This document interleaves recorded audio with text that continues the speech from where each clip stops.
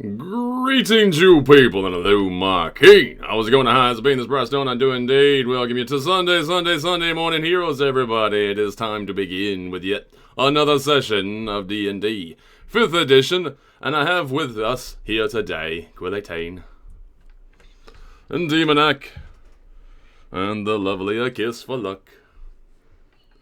Alright, so, without further ado, we have some things to do, so let's just get some FaceTime continue. Hello, Bells, I hear you too. FaceTime, and 3, and 2, and 1, and faces. All the faces, in and around, and some of us are making faces, and fading away. So, hello and everybody to, the viewers there. Hope everything is okay. Everything is fine for the volume. We can only hear you, Briarstone. Well, that's fine. You should be able to hear everybody else now. Is that right? We can only hear you, Briarstone. Uh-oh. Oh. You know what's probably up? I just realized something. Yeah, so this is going to be a weird start of the recording, too, for YouTube. 1 second. We had to switch things around yesterday to get proper volume in places for the live stream. But to do that, we screwed things up. So where is device not connected or available? Yes, that's not what we want. We want that, and we're going to say okay to that, and we're going to hope that this is working. Right? Let's see. Yeah, seems like it is. I have a little volume indicator. We're going to know for sure in just a moment. Bad technology, you're bad. Quillatane, sing so that we can know when the sound comes on.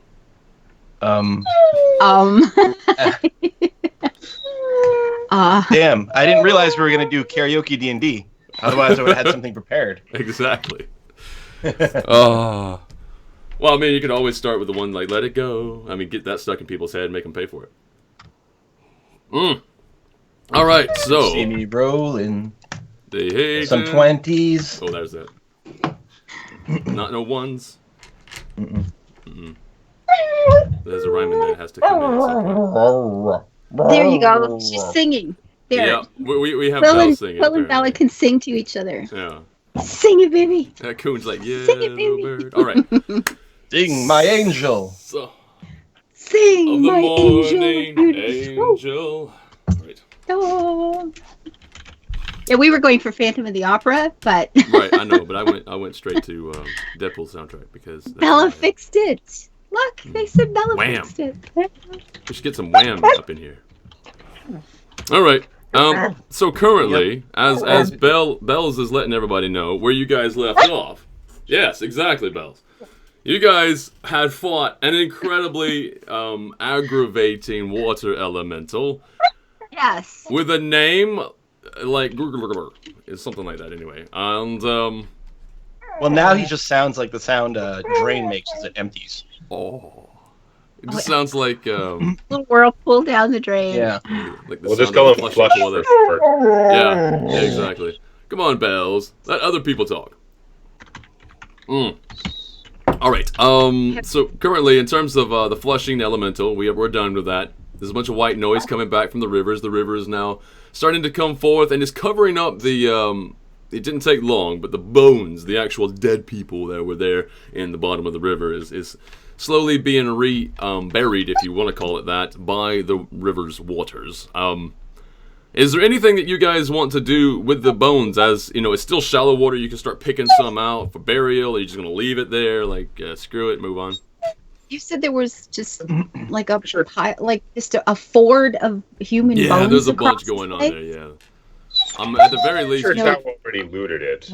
yeah. I mean, you did. I don't think there's much we want to do other than looting. Okay. So. I mean, well, that's your prerogative, right? You know, you could be one of those. I don't know if one of you was like, well, I want to turn lawful, good and grab the bones and start burying them or something. But that's fine. They're buried at sea. We don't know what their tradition was. Yeah, we don't want to assume what they would want us to do with their bones. I understand. Okay. At the very least, you guys can tell the people at Bargeright, if you're still heading towards Bargeright, you can tell the people there what you encountered, and maybe they can move people out to go and recollect and stuff like that. And also, if you're drinking the water, it's probably no longer vegetarian.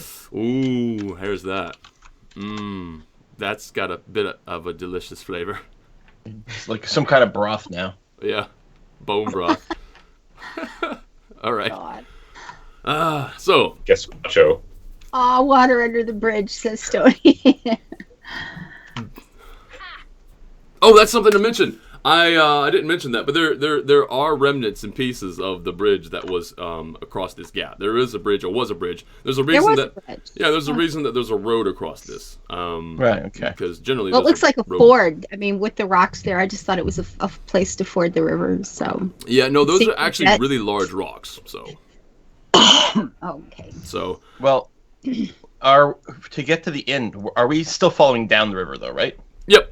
You can still go south, and you can find your way to the Bargeright. But yeah, there's no particular reason, as Tao would know. There's no particular reason to arrive on the west side or the east bank, I should say, the west bank or the east bank. You're gonna make your way there, and when you're there, there's going to be several ways to get back and forth across the river. In fact, they use that a lot to stop goods and pick goods up with like winches and such. So it's fine. Okay. Okay, so you guys didn't lose any of the people that were there and around. They were sort of like cheerleaders, right? They were there giving you bonuses to attack and damage, but nobody dies because of that, their engagement. Good. So you guys, where's Orna? Orna is a little bit shaken, right? Oh, no, she was healed. I had to pull her out of there. Yeah. Oh, that's right. I healed her with our last Band-Aid. Right. Yeah. So I have all my spells, but I have no more kits. It was a pressure bandage. Now it's just pressure. Yeah. Yes. It's a tourniquet. Right. So I would say she's able. She's got enough hit points. It seems to be able to move under her own her weight around herself. So yeah. So you guys can now just move south if you want, down the river. It is to be mentioned that given geographically where you are, if you wanted to go, say, to Red Larch, you would have to cross the river.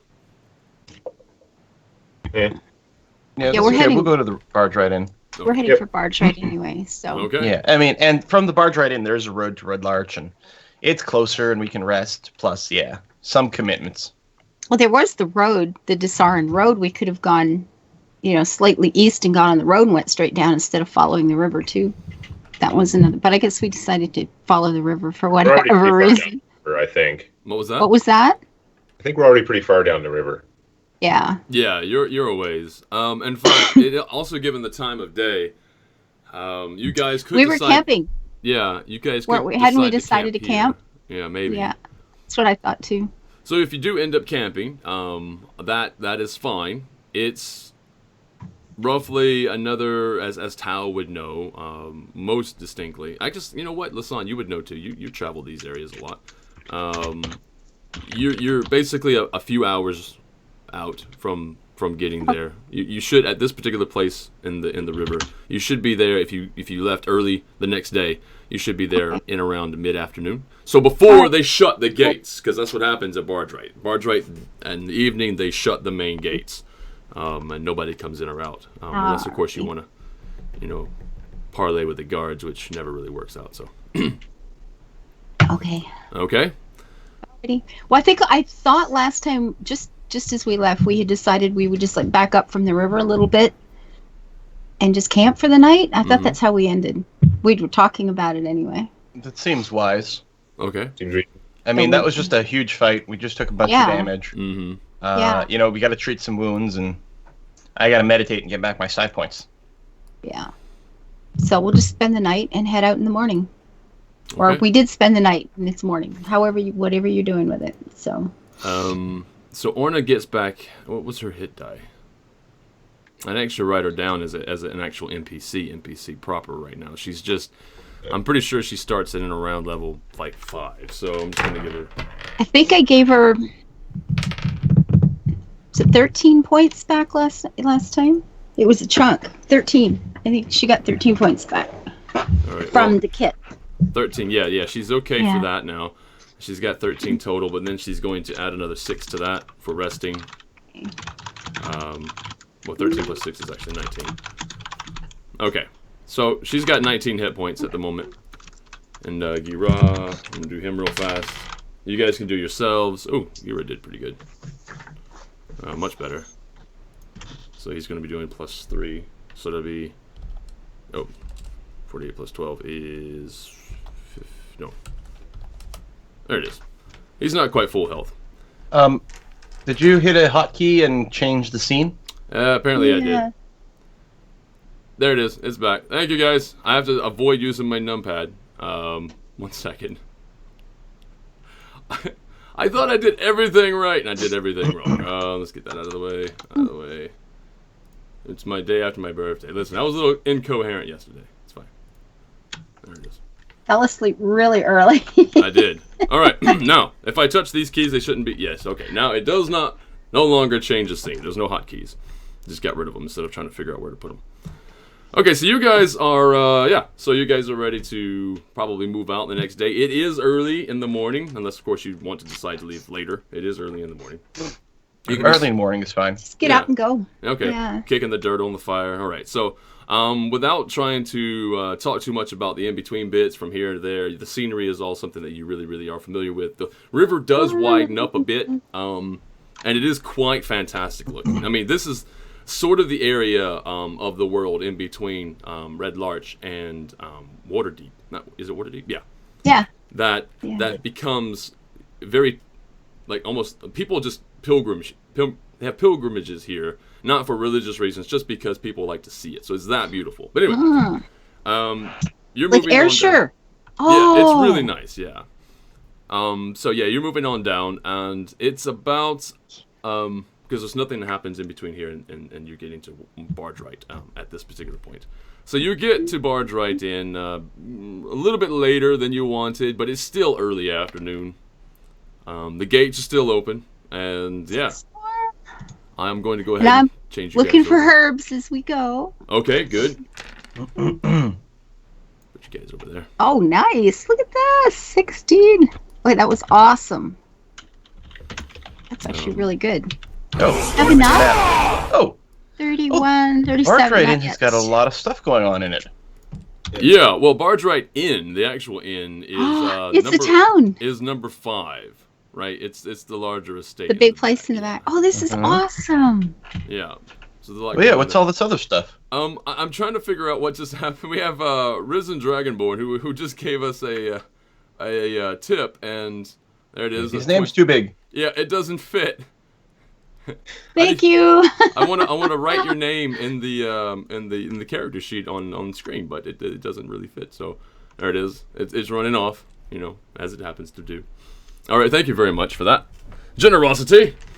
All right, so you guys are here. I'm going to say that you guys are probably not bringing in Gira, or do you want to bring in Gira? I mean, that's the thing. Totally up to you. I'm just not sure if anybody else in and around the town's going to quite take. This is true. Well, what do we do with him? He's only a half ogre or whatever. Yeah. Well, ask him, like, have you ever been here before? Did you come back here with your friend before we met you? Or do you guys avoid place like this? We no come close to you, cause you no come close to us. But he's our friend. People are kind of dicks sometimes. Okay. Super dick. Maybe you are you okay staying out here? Maybe cause less trouble. Oh no! No, we can't. He's been our friend. We can't just. This guy's like saved our lives and stuff. He'll be fine. Oh, yeah, no, I'm pro him, but if he used to not coming to places like this, then I don't know. Yeah, we have to teach him. Yeah. We either gonna. I mean, if we're gonna bring him back to Red Larch, or if we're gonna keep him, or we just tell him to go his merry. I don't know. We'll just have to teach him his table manners. That's all. What does he think? In the quick conversation, you kind of get the idea that he would rather, camp outside the area, away and pretty much far away. In fact, if you wanted to find him, he would probably like to, because this would have been a conversation along the way, because he would know where you guys are going. Yeah. He would probably like to stay even a day's length. Really. He doesn't want to be that close. So he would have stayed at the camp we had overnight. Like 8 hours away. Yeah, something like that. Probably would be his. I mean, best are bet. we just parting ways with him now then? You could with some sort of you can catch up later. Think so. You know, you can tell him where to meet you somewhere later if you wanted. Yeah, but I'm saying after this, we're going back to Red Larch probably. I don't know, maybe not, but Yeah, I mean it could happen. Depends on if you have anything to do there. But yeah, you might be doing a Home. few towns here and there, and maybe you don't. I don't know. It's whatever you want to do with him. He's one of those people that you kind of get the idea that if you left him to his own devices, he's probably gonna go turn into an entrepreneur of some sort. You know, he seems like an entrepreneur type of person. What do you I don't mean, know. like I mean- highwayman? You know, an entrepreneur. It's whatever you want to call it, but you know, it's an entrepreneur.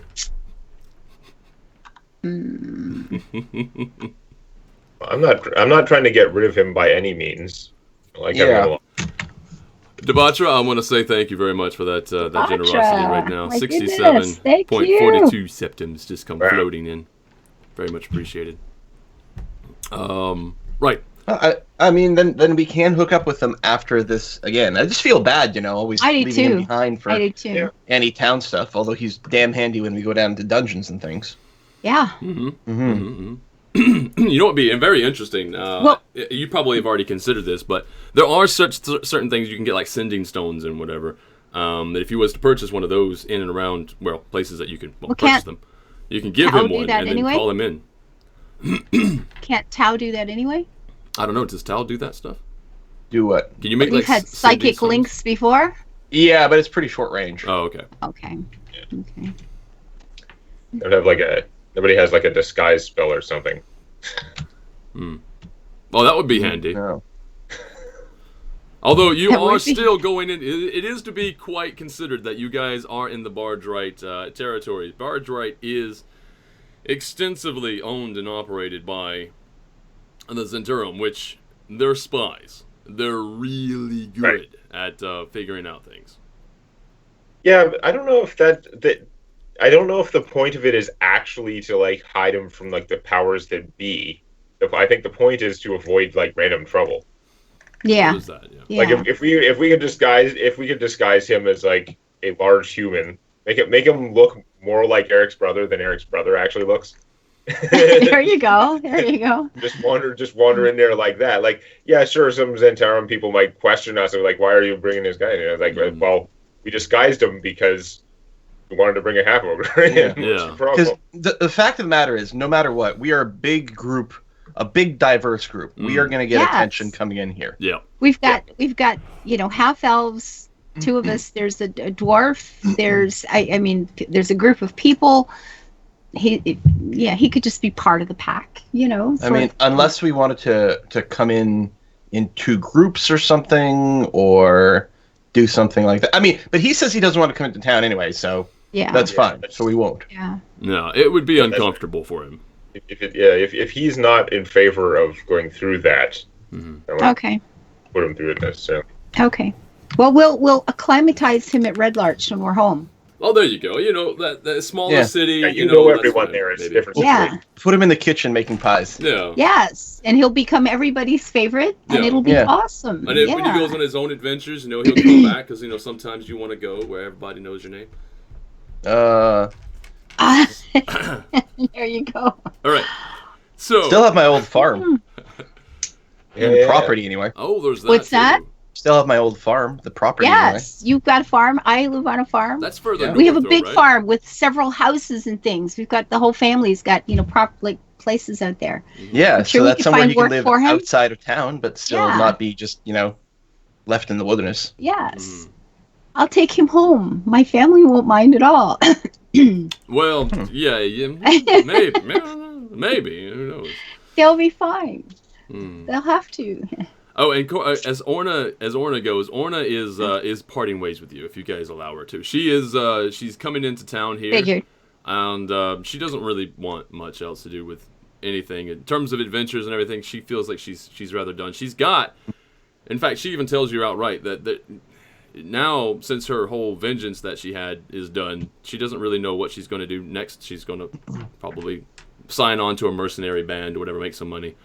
Well, and with all the former prisoners and stuff like that too, this might not be a terrible place to part ways with them, because I'm sure there's lots of caravans that come through here. This is a major hub. Yes. Lots of trading. That's why this was set up in the first place. So there's people going in every single direction from here. So if we give them like a couple of gold coins each, which is going to be more than enough to cover passage on these various wagons, then they can go to Waterdeep, they can go to wherever they want. Yeah. Honestly, just getting them here, they are basically rescued, like, by definition now. They're rescued. We just don't want to make sure they, have to resort to begging here. But yeah. Okay. Yeah. Okay. So you guys take care of them in that fashion. I like it. Just outside of what you can see here, just outside the reaches of the border of the visual map here, that is where the river is. That's where the bridge system is. And yes, a lot of things do come this way into Waterdeep in terms of different types of trade material will come in here, as well as those wayfarers who seek refuge for the evening. Or for weeks in, if they're merchants and they just like set up shop outside. Right here, number 4, you'll see number 4, the area number 4. That area is pretty much where they set up like quick shops and everything. Like merchants come up, they set up a shop and they tear it down, and they set it up and they tear it down. Yeah. They do have to get, of course, rights and everything to do that. You have to get a permit. You have to pay for that, mind you. And if you guys are interested in that at all, you can also do that. Obviously, all this stuff is available to you if you wanted to pursue that sort of thing. And then where you see number 3 is the gate. That's the main gate. There's a big giant wall. I say giant wall. It is rather large. In fact, I have a, if you want to look at the stream, I'll have a picture of what it looks like. Are these stone walls? It kind of looks like stone on the map. Yeah. And stone walls, and it goes up it's like tier. It looks like it's on a hill. It looks like there's a big, like a plateau with the town on top and a wall, and then it looks like it's gone downhill from there. That is a really cool picture. An outer wall with all the paddocks and stuff in it, and oh my goodness, like that's beautiful. Okay, so that's basically what you're looking at in terms of, and there's more buildings obviously in and around, but what's squeezed in there are buildings of import, right? Different places that you can go. Oh, that's beautiful! My goodness, look at that. Yeah. It's got the 2 towers and is that actually supposed to be art of the Bargeright Inn? Yes, it looks like it should be. That's beautiful. Yeah, and in fact, the 2 towers in the back section there, that does belong to the Bargeright Inn specific. That is the proper upper levels and everything, so nice. The spires and such. But yeah, this thing's been around for like centuries at this point. Yes. This inn. Yeah. Absolutely, and in fact, it has changed hands. This area. Historically has changed hands a few times. It didn't always belong to the Zentrum, but the Zentrum have, just regard it as complete control of this area right now. Mm-hmm. So, there's that. That is lovely. Yeah. Nice. Okay. I'm kidding. Now, so what do you guys want to do? It is mid-afternoon. You don't have to worry about, like I mentioned, the gates are still open. You can pass back and forth. There's guards there, obviously, but there's not like a processing, thing. You don't have to stand in line. You just kind of wander in and out. But towards the end, as Tao will tell you, if you haven't been here before, I don't know if you have been here specifically. I have not been here before. No, Okay. Then Tao won't tell you, but you kind of get the idea that, come evening, as with most areas, they do shut the main gates, right? So. Mm-hmm.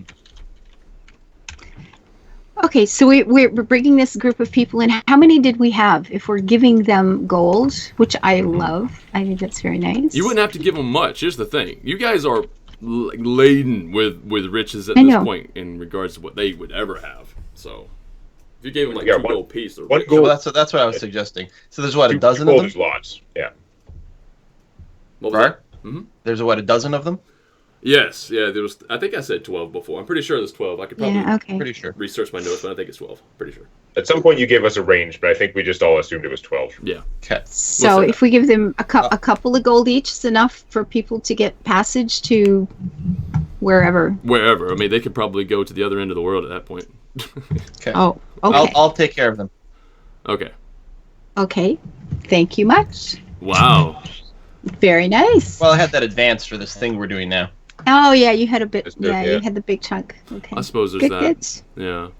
I was just thinking in terms Thank of, you. Tao treats the world good with pies and now gold. Just don't put gold in the pie. Yeah, be a little crunchy. Yeah. Christmas pudding. So you guys do have control over your characters. You can move your characters in and around, put them in places where you want to, have more knowledge I can impart to you about what's going on there. Or if you want, you can just head straight to the Bargeright Inn and get business underway. Oh, well, we could have a bit of a wander through the market, look around a little bit on the way, but we are here for something. Can anybody remember what exactly? Well, Tao knows the details. I'm not sure we have that many details. There's some accounting stuff or something. We also have a lot of we also have a bunch of random crud to liquidate. That's what I was just looking at. Yeah. This market here, is there anyone selling, like knickknacks, home decor, antiques? Yeah, they got knickknacks and fine paddywhacks. things like that. Yeah. Yeah.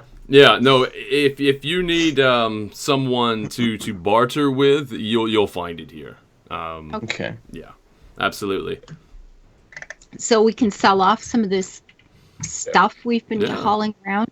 Might We be have worth some doing. gems. I don't know if the gems actually need to be liquidated. The biggest ones were 50 gold, so they're not like ridiculous gems. Right. But there's a silk robe worth 80 gold, a lyre worth 250, a tapestry worth maybe 400. Wow, you guys are rich. Yeah. And healer's kits, I can buy lots here. Mm-hmm. Yes. Yeah. That's a good plan. If you guys, Excuse me, I'm going shopping. yeah, if you want, you could divvy up, different materials for yourself and sell separately. You can sell it all together and then divvy up the money. You can have one main person do the selling. It may take a lot longer, mind you. If you have one person just selling off the stuff, it's going to take you well into the next day. But if you guys split it up and do it yourselves, then there's going to be variance to the amounts of money that you can acquire, because based on charisma, or basically we're going to be rolling for it. So. Well, I have advantage on persuasion checks when I'm running my Mantle of Joy. Mm-hmm. Yeah, So, there you go. If I use my Jedi mind powers, we might be able to get a better deal. This is the carpet that you're looking for. It totally brings the room together. Well, I literally do Eric have a carpet to sell. Eric is technically a merchant and does have some charisma, but he can't compete with that. So you'll definitely get better prices. Okay. All right. So you guys are going to give the most expensive stuff probably to Tao would be the greatest. Well, the three things I see on the list that we might sell here is we have got a rolled up tapestry. It's elvish with a white flying dragon on it. You said it was worth 400 gold. We've got a carved lyre or lyre. How do you say it? The musical instrument. I think you just call it a lyre, but I'm not Lyre? sure. I say fire. Yeah. Okay, worth 250 gold. An embroidered silk robe, worth 80. So we could sell those things. Mm-hmm. Yep. So it would be 730 gold if we get the price as is. Yep. The To get the estimated price. Yeah, the estimated price being that. So yeah, roll for it. If you get a 20, you'll get exactly that plus more. If you get a 15, you're going to get 25% of that, or less than that. Then we'll figure it out from there. But usually it's going to be then 50%, then 25%, which is going to really suck. So don't screw it up. So persuasion with advantage. Yep. How's a 24? Oh Jesus! All right. Well then, so you get. Well, I need a calculator. Jesus. Or you have a calculator there? Anybody got a calculator open? Yeah, I've got Google open. Just give it 25. Whatever. Okay. So the maximum price, you get that plus 25%. You're a smooth talker. So 912 gold and 5 silvers. That is so ridiculous. if we divide that in 3, we get 304 gold, 1 silver, 6 copper each. Wow. Okay. Okay. Well, the thing That's is, some big money. You guys almost died for a lot of that, so it's kind of worth it. And there's going to be places here that you can purchase more things. You can better yourself. You can better your lives in this area. You know, you can get the most enjoyable meal here as well. Yes, nice rooms. We could be comfortable tonight, or for a couple of days, for a few days, whatever. Yeah, these merchants probably. I think they got took to the cleaners on that one because I don't think they're going to be able to resell this stuff for a profit as high as they would like. So what did we get? Now you just ruined the lives of several merchants now. What's that? Sorry. What did we get for these things? You got 304 gold, 1 silver, 6 coppers. 304 gold. Oh my god! So it's like, ooh. Yeah. Now, we've got some other things we could theoretically sell. May as well. I mean, if it's just junk, technically just junk, weighing you down, might be a better idea. Convert it. It's not literally junk, but I've got the circuit of blasting that I don't really need. That's magical. That's worth Yeah, that's the problem. And in 5th Ed, magic items aren't really priced. I think they might have tiers to give you a bit of an idea. But they have just a rarity level. They're uncommon, rare, very rare. What was it called, sir? The circlet of blasting. Circlet of blasting.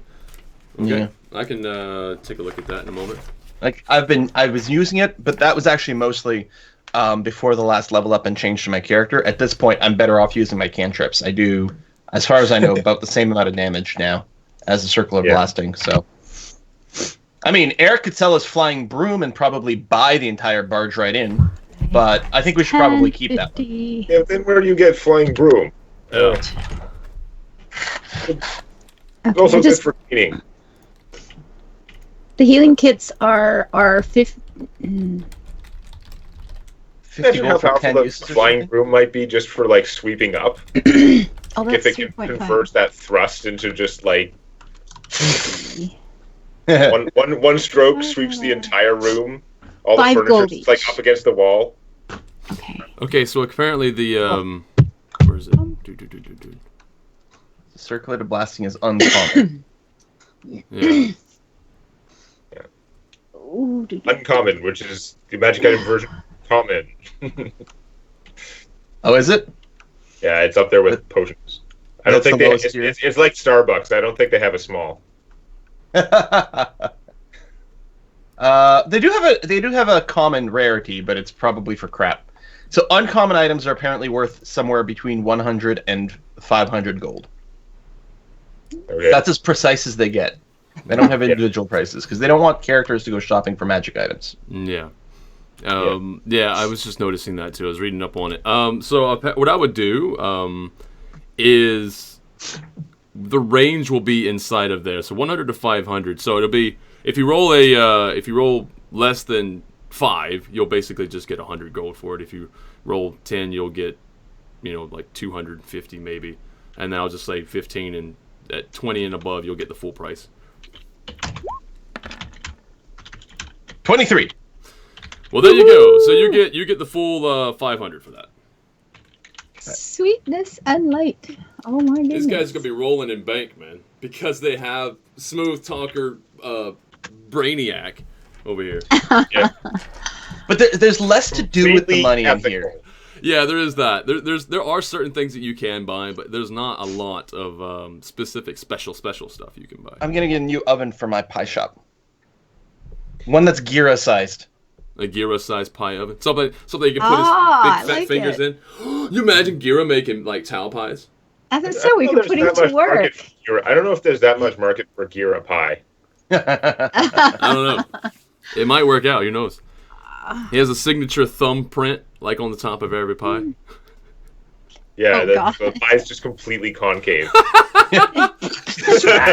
Just like putting it in the bloop. That's just how he puts it in the oven there. All right. Oh my god. Right. Okay. So anything else you guys want to get rid of? I technically owe 500 gold, even though there was a guy in the other town who was making me full plate, which he's finished ages ago. Right. Technically, I have that orc full plate now, but that's gonna be properly sized for me and not from an orc. And also, I gave him a small he did offer to do it for free, which I thought was ridiculous. I gave him like a down payment, but I still owe him the rest of what I was going to pay him, which is still way below market cost. Okay. So I don't have as much money after the 500 gold to go spending on stuff. Okay. Still, though, I mean, in terms of other shops and such that you can get in here, see, these are just the merchants outside. The more established venues inside, there's going to be the blacksmith. You can find wares there if anybody wants to go and pick up stuff. Obviously, it's not going to be specifically magical stuff, but you can definitely get upgrades and types of armor. That sort of thing will be available here. What I was going to say is there any chance like that one of these merchants, one or two of these merchants might have a magical trinket of some kind? You can roll an investigation check, and if you roll good enough, do that. I will. As I say, you could just roll on the magic item table to see what someone might randomly have for sale. Well, we'll roll then investigation, we'll see if we want we'll it. see what we roll, and I'll roll. You roll, I roll. Okay. 25. Ooh. Than me. Oh my God! What the hell, Pete? We're crushing this. Wow. My 15 was solid. Yeah, it was actually. What? 15 You're like, was solid. I found a guy who's selling a potion, and we're finding a guy selling Vorpal swords. Yeah. Like, I found some nails. All right. Those are really good rolls, though. 25. That's over the 20. I'll tell you what. I'll roll twice. You find magical blacksmith tools that have like Vorpal nails. Because you're going to be buying these, they will be like they will have a price tag. So I was just say, and I they need should a be necklace. like at the top. We can't necessarily afford them. You need a necklace Of orc bow taming. a necklace of orc bow taming. Yeah. Storm bow taming. Let's Is see. there one in that list somewhere? Yeah. I'm trying to figure out the actual table I should be rolling on. So we got the money that I already added, and then you sold something for 500 gold. Is that a split too, or is that just something that you were doing off on the side? When I say 500 gold, that's like what I got from the split. I'm saying I can't use that because I owe it to a guy in that town we were passing through. Are you asking about when I sold my circlet of blasting? Yeah, there was something. I was I was looking up prices for the healing kit and stuff like that, so I missed some things. But yeah, Yeah, something you sold on your own quietly somewhere? Well, I'm not hiding it or anything like that. Okay, no. We could split it, I suppose. It's Okay, fine. no, I just had missed. That's all. Do I add it or not add it? That was the only part. That's I just wrote it on my sheet just because it was an item I was using, but whatever.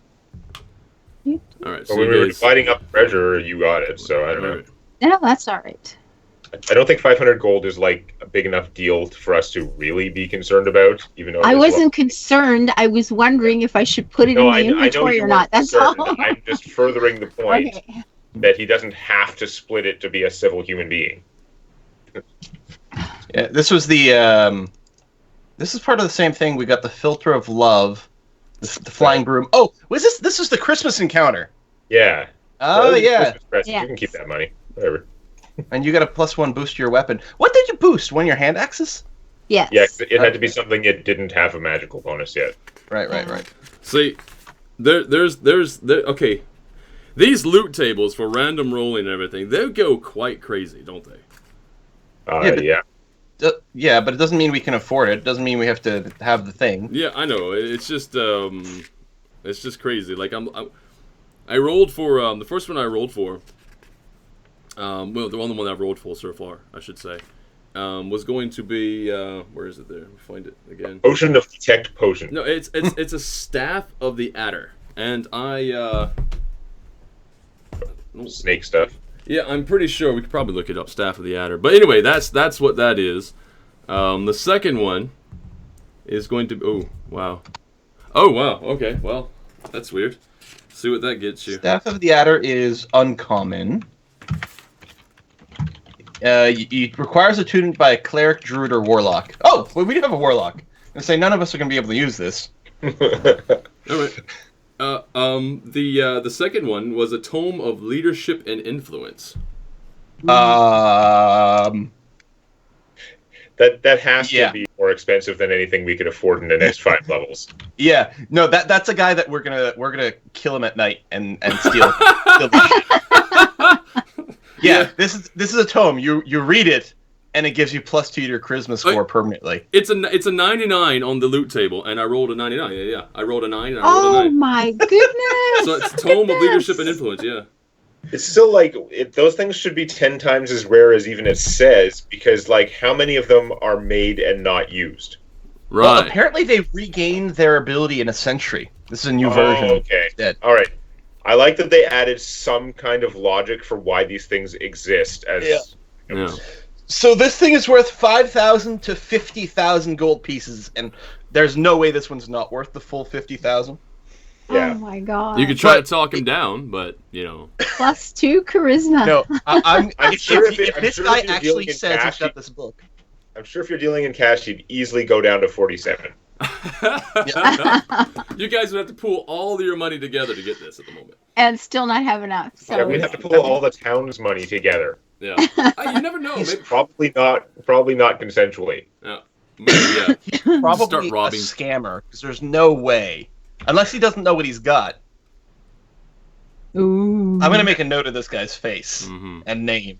And name and thing. Yes. All right. And address. Okay. I'm So going to look him up again in the future. let me write And down. possibly make a book. All right. This guy. I want to make a note here. Possible huge success. So Tome of Understanding is what I'm going to call it. Just shorter. All right. Tome of Understanding is a different item. Tome of it's called Tome of Leadership and Influence. The Tome of Understanding is what you would have got if I'd have rolled a 100. So Tome of Leadership. That would have been the Wisdom one instead of the Charisma one. Yeah. Let's call it Tome of Leadership. All right. So this is who's this? Let me get this guy a name. Dalamur.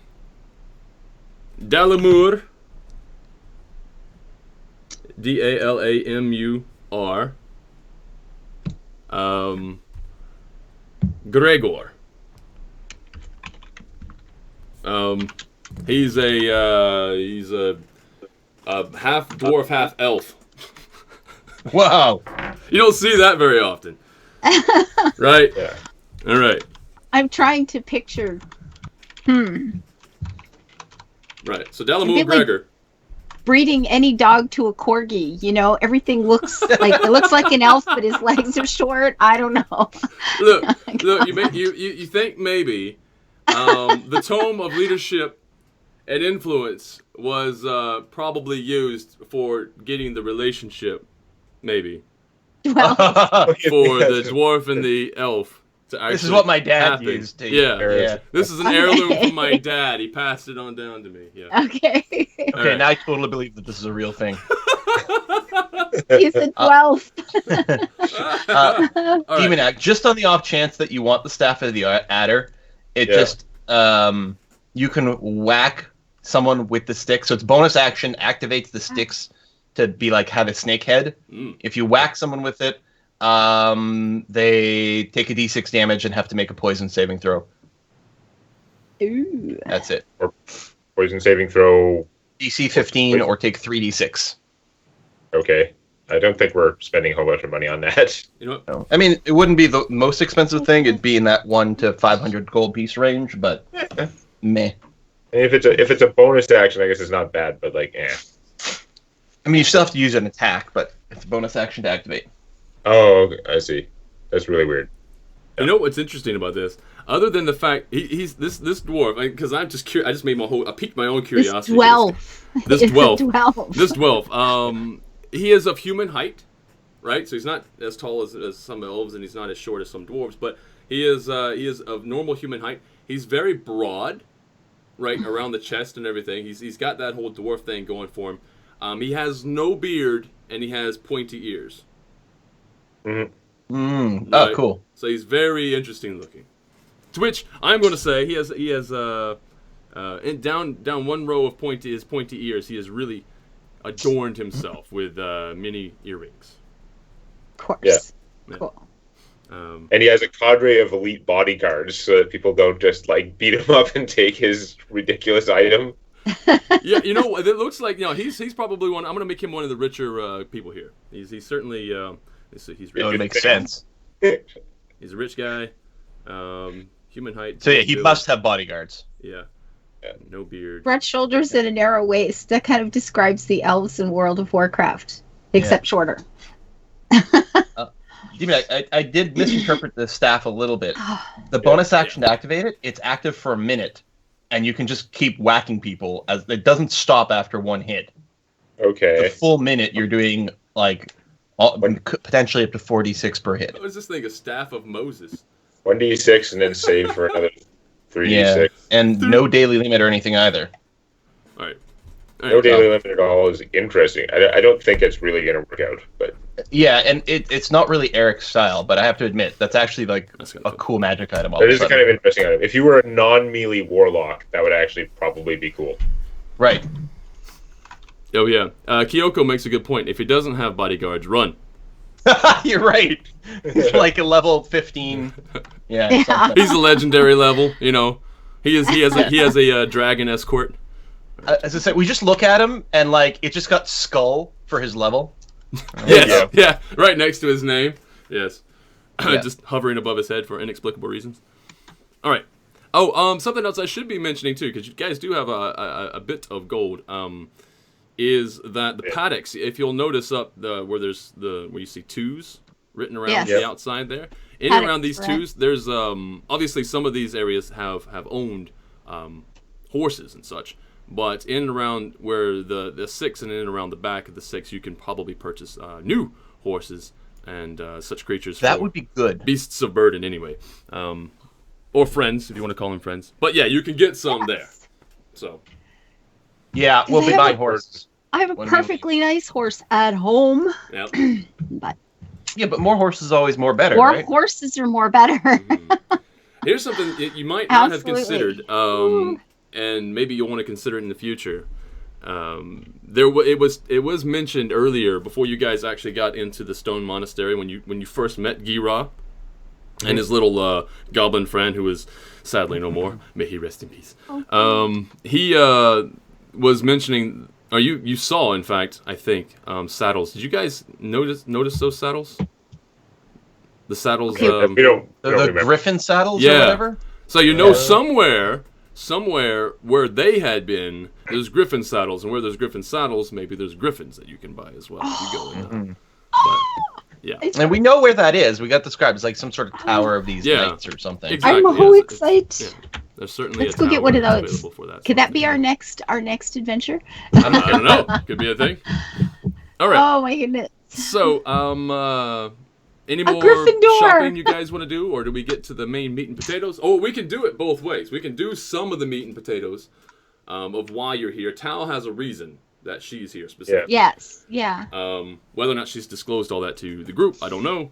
I've disclosed as much as I know, which is that there's not a lot. Yeah. Some sort of like inconsistencies. Like, do I think someone's like embezzling money or something like that? Yes. It's been a while, but it felt like very like accounting white collar crime kind of stuff. Yeah, like somewhere there's something going wrong, and they feel that in terms of money, it's economically something's going wrong, and they feel that they need possibly the aid of someone as skilled such as yourself to the widow. Yeah, to you are best known for problem solving. Yes, you're pretty good for problem solving, but you're best known for your ability to get rid of certain problems. Yeah. Got it. So find guy with white collar, whack him. Okay. Could be a thing. Maybe not. They don't know what's wrong. They just know that something is wrong. So they're kind of just they've enlisted your help there to hopefully get it done quickly. Yeah, so I would definitely communicate all that. I would include in the communication the knowledge that there are Zentrum involved in this area. I would neglect to mention that was recruited by a Zentrum agent to investigate this. Right. Now the other question is how are we coming in here? Again, we're a big crowd. We're not gonna not be noticed. Do I literally come alongside with you guys at the same time? Do I show up separately? Do I show up? I don't think showing up in my Tau guys works. I think I just show up as the widow. That sounds very helpful. Yeah, probably not. I mean, unless I just want to be low key and like. I mean, if you came in your Tau guys, and then because the first thing we do is distribute these like people we rescued. Most of the crowd is people that we rescued who were just like, okay, we got you safely to town. Here's your like voucher for like 2 gold, and like you're free, sort of thing. You could just wander off with like the rest of the garbage. Mm. Sorry, I just veered into Star Wars there. Just drift away with the rest of the trash, right? Yeah, I think there's many ways you guys can go about it. Whatever's more comfortable. I don't feel like there's going to be a wrong answer in this regard. I think I'll be in just the full widow like guys to be Okay, sort of. you have to make that transition. Do one of us? I go to the inn and rent us rooms. And then I can meet you out somewhere, hand you a key quietly. You wander in and out. You're going to go stand in an alley and change over and hope you don't get caught. Find a phone booth. So if you're staying the widow, there's nothing to do. Yeah. Yeah, I guess the question is, like, are we going to be doing this investigation by talking to people? In which case, I should, be invisible more, contact me mode. Mm-hmm. Or is it going to all be just like, breaking into rooms and checking things out, in which case we don't want people to know that the widow's here and things might be going on. Well, I mean, as per usual, when it comes to these sorts of like contracts and everything, these arrangements, you would have been contacted by this Zentrum agent via somebody else. So, I don't know if I mentioned it at the time, and that would be an error on my part, but the name of the person who sent that Zentrum agent was Nalasker. Nalasker is the name of the actual person that you're here to meet with, at least to figure out what your actual... that helps. Okay. Yeah. So I'll just show up as the widow then, and then I will arrange to meet Nalasker in the inn. Okay. Yeah. If they don't approach me within... I assume we'll settle in for the evening, we'll have a nice big dinner, we'll do that. If they don't approach me that night, then the next morning when we get up, I'll specifically ask for Nalasker. Sure. Yeah. My contact. So again, we've released the former prisoners now. Yeah. They can go about their separate ways. I'm sure we'll still see a bunch of them around town and stuff like that. But we're no longer traveling as this gigantic group. I'm assuming that whatever her name was, that Woolgrada is. I don't know if she's sticking with it. I'm assuming she's got stuff she'd want to do. She's got to go look for a scroll of stone to flesh somewhere. Orna's leaving. I don't know what we're doing, but can we just leave that zoned out human with Woolgrada Dwarf? She like just dealing with him afterwards, or yeah. What was it? Sorry. That's right. We've got that person who's like comatose. Yeah. Oh yeah. We can't just give him gold and say there. Yeah. Like, that's a problem. You give him gold and he's just like looking straight on through the horizon. Okay, so is there any sort of official structure here? Is there police? Is there a doctor? Is there a town council? Or is it just basically the Bargeright Inn, and it's been so busy there that these are homes and stuff that have built up around it? Yeah, no, the Bargeright Inn is pretty much the location where a lot of business like the higher end business dealings happen. Like if this was sort of an imperial type of settlement where there was councils and such, it would be in the Bargeright Inn proper. It's a huge place. They have the bottom floor and they have the rooms and all this sorts of thing, but it's large. I mean, you've got basements, you've got attics, you've got rooms and rooms and rooms and rooms upon rooms that people don't ever see, right? Because they're like, I should say the laymen never see. That's the administrative center. Yeah. Yeah, basically, that's what I'm getting at. So we haul him up to the inn and find out if there's. Yeah. What's the loud idiot up to? Loud idiot wanted to get here. Yeah, the loud idiot. As soon as you guys got there, unless you stop him from moving, he just marches right on straight through. He just doesn't even say anything to you guys. He just like boom, boom, boom, boom. Okay. Well, I'd like to keep an eye on him. Yeah. Okay. Yeah, because what if he's faking it? What if there's something else going on? Like. He's got my spidey sense tingling.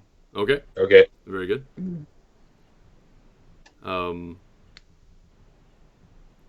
Okay. How do you plan on watching him? Are you just gonna like look him up later? are you gonna follow him now? Well, we were gonna do some merchandising when we came in, so yeah, if he took off. I guess he walks away, but I'm gonna definitely want to look in on him. Okay, just give me one investigation check, and that'll be like the only investigation check you'll have to roll, and we'll see what we do with it. Okay. Good. Easy enough. Okay, so yeah, he can't run or hide from the widow. Like that's just the way it is. All right, so yeah, you'll be anything you want to know about him, you'll be able to find out. So at any one point during day, night, whatever. Okay. So yeah, you guys do the selling of the stuff. If you want to purchase horses, you can do that later. You can do it now. You can do it on your way out. When you're done with this place, if you want. But yeah, if you want to meet with Nalasker, yeah, you would have to go to the Bargeright Inn, specific. You'd have to pass through the gate and continue on that way. Okay. Well, I mean, after we do our selling, we do go to the Bargeright Inn. Okay. We will be arranging for rooms. And again, yeah, I'm thinking dinner and everything tonight, not do anything. We'll get a good night's sleep. Next morning, if we haven't been contacted, either at dinner, note under the door, something like that, then yeah. Are we getting, we've got enough money. Are we getting individual swanky room? We should get a suite. I'm sure this place is a suite. Probably, something. That's got, 2 or 3 bedrooms and, a shared little living room type thing. That's what we should get. Yes. Sounds safer.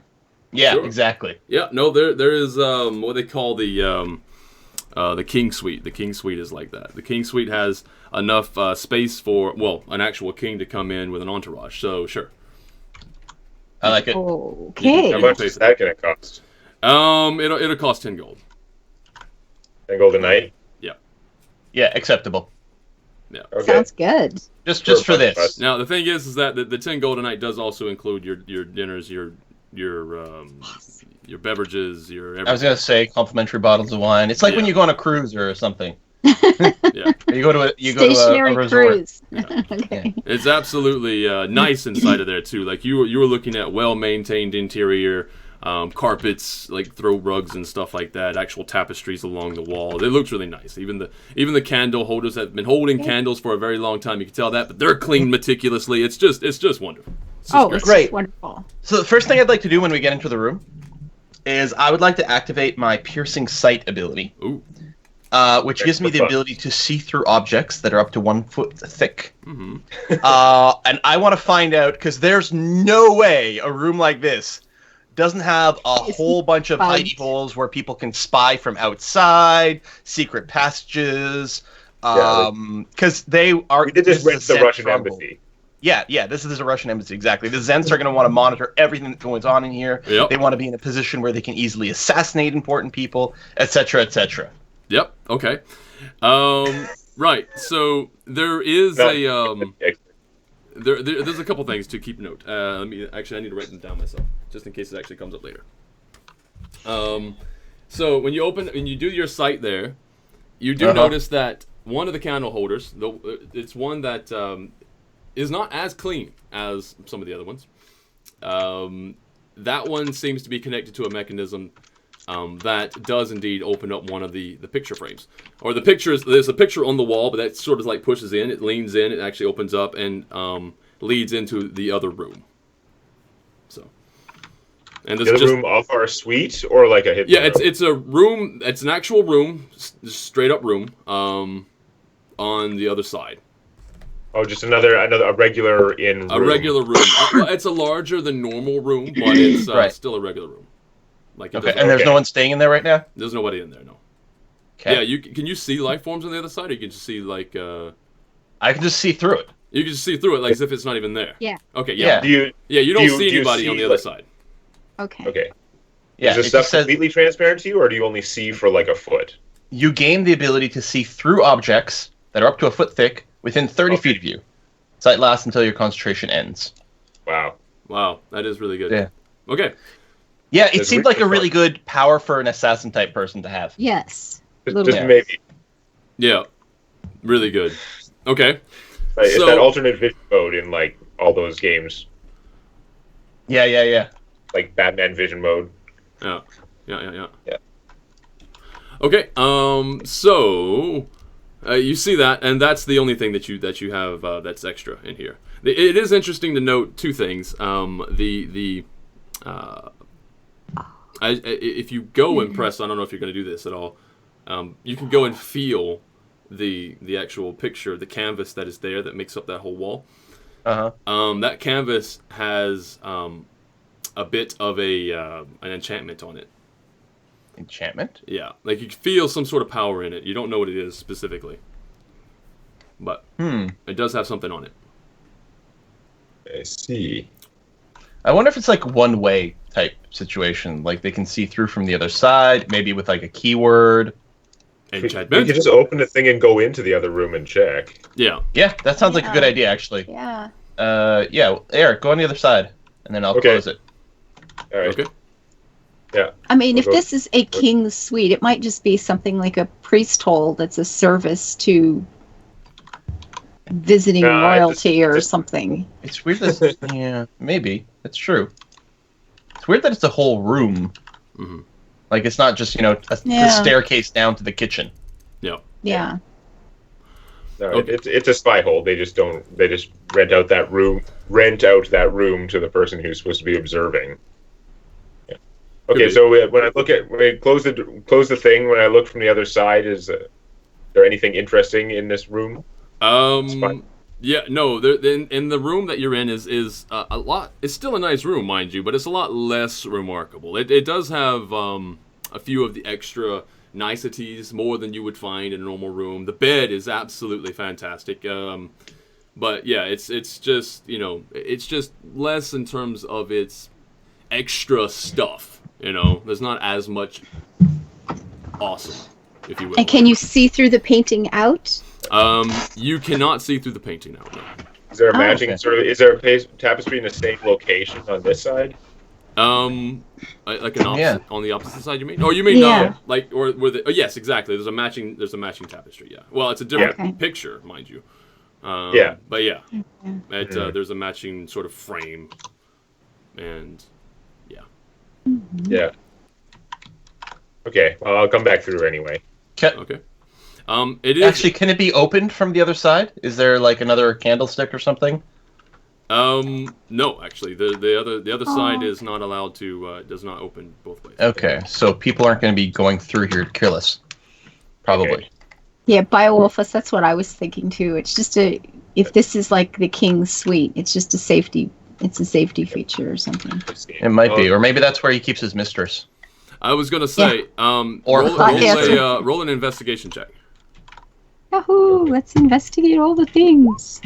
Oh, 25. Investigate to see if the DM gives us a hint. Yeah. Okay. Yeah. Yeah. Basically, and it's just. I'm rolling really well, so as soon as we get into a fight, expect only ones. Yes. It might happen. That would be sad. So right. Interestingly enough, this is actually quite good anyway because, Eric is not the best at stealth anyway. So Eric kind of clambers through the other side. He's on the other side, and as soon as he sort of like shuffles the canvas shut, it does get remarkably quiet to you, Tal. That's really quiet on the other side of that wall. Oh, it's a silenced sort of thing. Okay. Yeah. Good. Wait, can Eric hear us when we're talking on the other side? Like, does it work both ways? Yeah, exactly. So yeah, Eric. Eric can't hear us, and we can't hear him. Exactly. Yeah. Okay. Okay. So it's really not a spying thing. Yeah. Interesting. Okay. Well, I guess I'll come around if there's no way through. Yep. Yeah. You have to come out the other way, which is gonna be kind of funny. All right. Well, no, we've got mind meld. Yeah, you can do that. Okay. Okay. All right. Then you can get you to let me back through then. Because I can still see him. Right. That's the other thing too. He can be like talking like, oh, I can't hear you, but I can see you, so I can initiate a mind meld. Mm-hmm. All right. Very cool. good. Okay, we'll come back through. All right, I was thinking we should roll up the tapestry on our side, but I guess not if it's silenced. Yeah, we might have to steal this on our way out. Well, you should can have sold our tapestry. We could have just swapped it out and see how long it takes them to notice. It's one of those situations like you're here to maybe investigate some sort of stealing from the Zentarum, and you're thinking about stealing from the Zentarum, this is actually kind of nice. Anyway, very good. So you can have many theories as to what the other room is actually used for, or why it's only a one way to go in. You can sort of shuffle that through your minds and discuss it if you want. But that is all there is to notice in terms of your actual sight ability. Now, it is also interesting to notice that as you kind of, because you scan the whole room, right? You're not just looking at one single wall, and you can see all around 30 feet. Is that there on the other side of the wall? That wall, before you get, and you said it's a foot thick, right? You can only see through a foot thick. Yeah. Okay. That you can't see through. Like it goes and then gets really thick, and it's just a thick wall. On the other side of which wall? So you have I want to say the north side is going to have the tapestry or the actual picture frame, and where you can go back and forth. Okay. The south wall is thicker than you can see through. Sorry, are you? Is that the south wall of our room or the other room? The south wall of the room that you're staying in now. The king. Okay, room, the king suite. Yeah.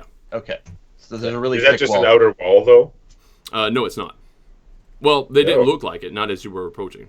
Yeah, I mean, we can figure out where we are in a building, especially if there are windows. Yeah. So, okay. Interesting. Yeah.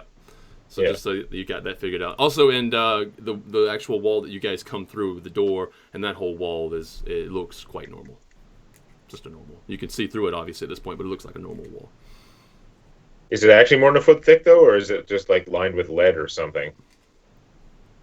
Does lead stop your X-ray vision too? No. No, He's not Superman. You don't know, but you can't see through that wall. In older versions of D&D, the X-ray vision stuff always had the lead qualification. Yeah, it did. Oh, okay. But here it doesn't say. You can just see through stuff. Okay. Cool. All right. So, interesting. Like, as you guys are just kind of hanging out, and making comforts in your new digs and everything, it doesn't take long before there's a rapping at your door. I should note that Alexa is going to be staying with me too, obviously. Okay, you're all staying together. Like the whole entourage is basically in the king suite, right? Well, the by whole entourage is is basically four of us. Yeah. That's what I mean. Here is not here. Yeah. Okay. By entourage, I mean basically. Just make that clear because other people probably forget my brother. Yeah, I had. And I had. If the king suite has like 2 bedrooms or something like that, then the 2 of you guys can share one, and the 2 girls can share the other. I think it had 3 bedrooms. Didn't you say? Yeah, no, I didn't say how many bedrooms, but there are there is like the actual king's bed. There is probably what you would maybe suspect to be a queen's bed, and there are barracks, like barrack beds. Okay. Oh, okay. That's a room. Okay. Yeah. Yep. So. If somebody's knocking at the door. Yeah, there's a rapping, a tapping at your door. Is my X-ray vision still going? It only lasts for a minute. At this point, I'm going to say, it's still going. You can see who. On the other side of the door is an elf. Right? Make sure it's an elf.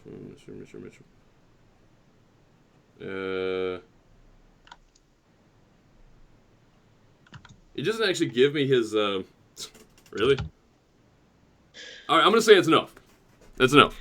Whatever. On the other side. Let me put elf by this guy. What's he dressed like? He's got sort of the Zentarum actual colors, specifically, but he is dressed sort of more standout. He has like higher contrast in between his 2 tones and everything. He's really clean fabrics and such. He's like more of a representative. Yeah. It's the face. Yeah.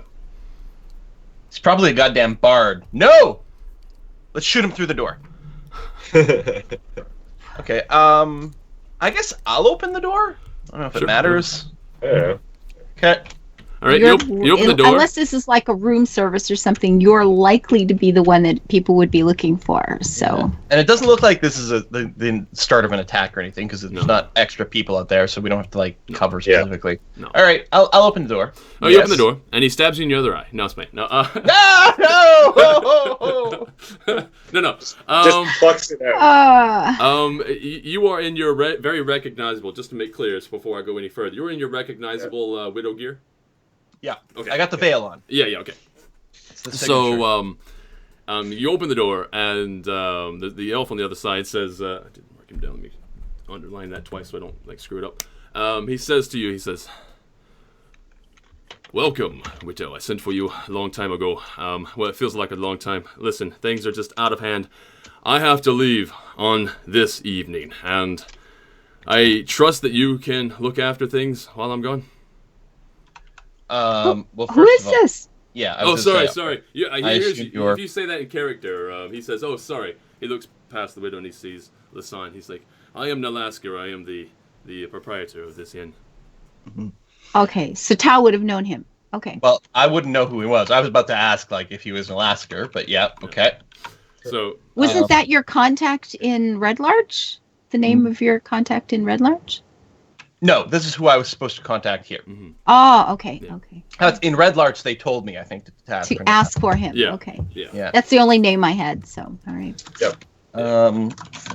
Dispensary choice. I think I'm going to need a few more specific details other than what I've been told, which is very, very light. That's a fault of my own. I unfortunately don't have time to go into all the specifics, but specifically, this is the problem. We are losing profits, and profits obviously need to be regained.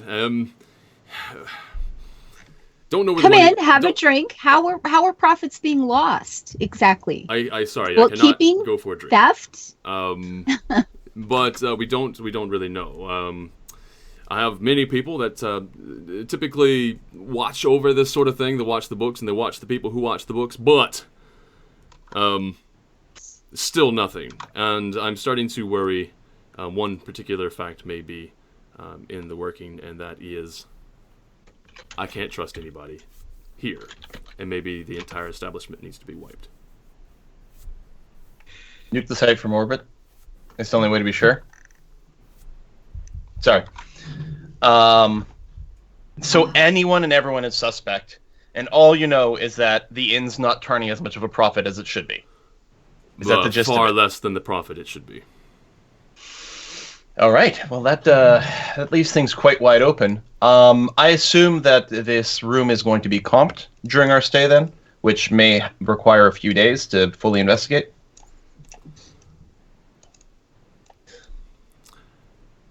If everything goes as I had hoped and everything is resolved, I will compensate you plus more. Yes, well, obviously.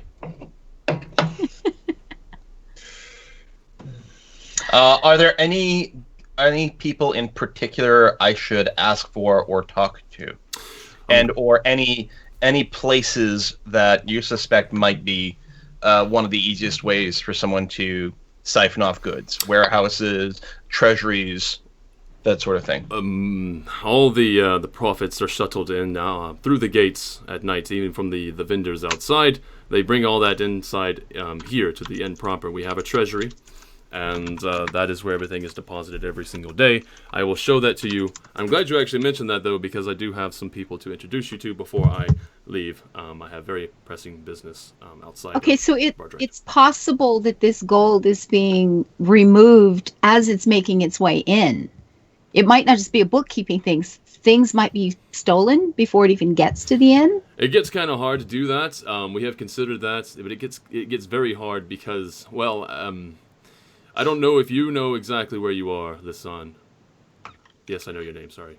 I know that probably seems weird. But forgive that. The people that you will be dealing with here, it's hard to get things by them. The treasury, is it magically warded in any way? Can it spot teleportation, invisibility? Gringotts. Sorry. No, there's no magical. You can't get in by any magic. It is shielded by that.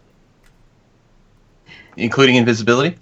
Including invisibility. In fact, there's an actual alarm trap set out front that if anybody uses any type of that sort of magic, not only will you be showered and exposed by way of glowing lights, but there will also be sounds following you for wherever you happen to try to run.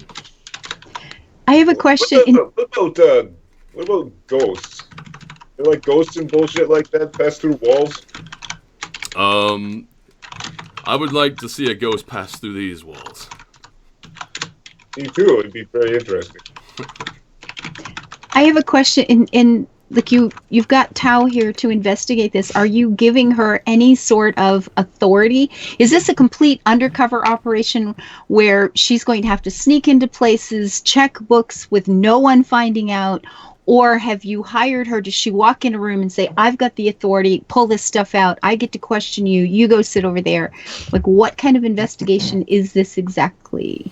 Does she have any kind of authority? You said you're leaving tonight. The authority is going to be handed into the, of my leaving, the second in command that will be left with the authority here is going to be by the name of Chalaska. I will be introducing you to her before I exit, and I will also be showing you where the keys are. So that you can do personally the lockup job. I don't want anybody else to do the locking up of this area of anything. Okay, all right. So I'm clearly then going to be a person with some amount of visible authority on site. Yeah. If I'm going to be with keys and locking doors and things like that. But listen, I know your history. And I know you're capable of keeping things super quiet. So if it does come to certain altercations, make it as if it never happened. Yeah, okay. So the license to kill is be secret that way. Yeah. Okay. But yeah, because I didn't know if, exactly, it was going to be a thing of like, no, you can't let anyone know you're investigating this at all. Everyone is suspect. This has got to be totally low key. So it's not literally like that, but certain elements have to be done a little bit more cautiously. You know, just out of curiosity, because Eric, you're watching. You can see him quite clearly from where you're standing. You can see Alaska where you're standing. Okay. Here's the interesting thing. Roll a what would it be? I actually should have looked it up. What makes more sense? Roll an intelligence check. No, a wisdom check. A wisdom check. Just straight wisdom. Wisdom check. Okay. It actually works better for you too, because I think wisdom is a strong suit of yours. I don't know about that. Where am I stupid? Wisdom is a 5/10. Ooh. Woo! All right. So okay, anyway. So you don't fully understand what's going on, but you do notice specifically. There's one thing that's interesting. You are just beyond where you see Lasan and Tao are talking to this gentleman. It almost seems like he's saying words and everything, but it seems like what he's actually saying is out of sync with his lips. Oh, is he an illusion or something? That's very weird. Yeah, and the only reason I'm giving you this ability is specifically because you have a patron. You know, you have somebody who is looking outside of you, and he's not saying anything to you, but you kind of you're getting this feeling because he's connected with you that this is an interesting thing. Something's a little bit off. Don't know exactly why. Maybe you would have known why, but something's a little off. Okay. Okay. File that one. Darkstalker's got a half decent idea here. I know. Yeah. I saw that. I mean, especially if we had come in separately, if people didn't know the widow was here or whatever, but that's not the way we did it. Especially, I mean, I had to be contacted by this guy, so I had to make my presence evidence. But yeah, have Lasan / Eric be the public investigators. Mm-hmm. And then the widow is just doing sneaky other things. Yeah. Right? Like, so you guys get the keys, you guys are like guarding the gate, you guys are like keeping an eye on the shipment, like actually escorting the shipment from the gate into the Treasury, etc., etc. Mm-hmm. Yeah. Yep, no, that could totally work. Okay. So not too long after, specifically immediately after this feeling that Eric sees, he gets that. Anyway, that's when Alaska, or the guy you're talking to, says, "Come with me if you can. I have some introductions to make." One question: you said you don't trust anybody, but you have a second in command. Is that person? Should that person be suspect as well? Well, everybody should be. I get this, but is there any degree of trust here, or is this just another person we're watching really closely? This is order of command. Just order of command, okay? Okay. So, don't trust them either? Well. Okay. When you live here long enough, you'll know that the Zenturum watch other people, but the Zenturum watch the Zenturum the most. Okay. So, there's that. Anyway, so if you guys are going to follow, do you want to follow him, or is he going to let just Tal follow? Tal can meet the introductions, and I think we should all go. We should go. Yeah. Okay. So we're going to move as a group. Are you leaving? I think we'll leave Alexei here. Leave Alexei there. Okay. Sure. You okay? Yeah. Okay. And Alexei is I'm weary from travel, and I wouldn't mind all the things. He's like sitting on the bed already. He's just like rubbing his eyes, like you know. Yeah, you get some rest. Don't worry about this stuff. Mm-hmm. We'll handle it. Yeah, it's the most comfortable bed he's ever been in, as far as he knows, for the longest time. Because he was turned to stone. That can't be comfortable. He's been standing for a long time. Yeah, his legs hurt. Oh, they feel so stiff. Well, I assumed like part of the service in the king's room is probably like the food, baths and things like that, right? Servants will come in with like the hot kettles, fill a big bath, put in all sorts of perfumes and soaps and things. Yeah. So he's gonna get himself a nice soak while we're going out. Yeah. Actually, that's one of the things you can do too. They have the room service bell. You can just hit that guy, which will ring a bell somewhere else, in the estate, and just bring someone else to come watch on him. Just got like a pull cord and things. Yeah, exactly. You just hit that, and you know if somebody's going to be coming. So. Mm-hmm. All right. So you guys can do that. All right. So you're leaving out, and right, you're following this gentleman, Namaskar, who was walking incredibly, almost scarily, capable of the walk that he's doing. It seems like he's in the most control of his body. It doesn't look like there's much in terms of physics that's messing with this guy. He's just like gliding almost. The thing is, I really, really want to use my true sight power to figure out what the hell's going on with this guy, but I don't think it's worth the investment in PowerPoints, just for curiosity.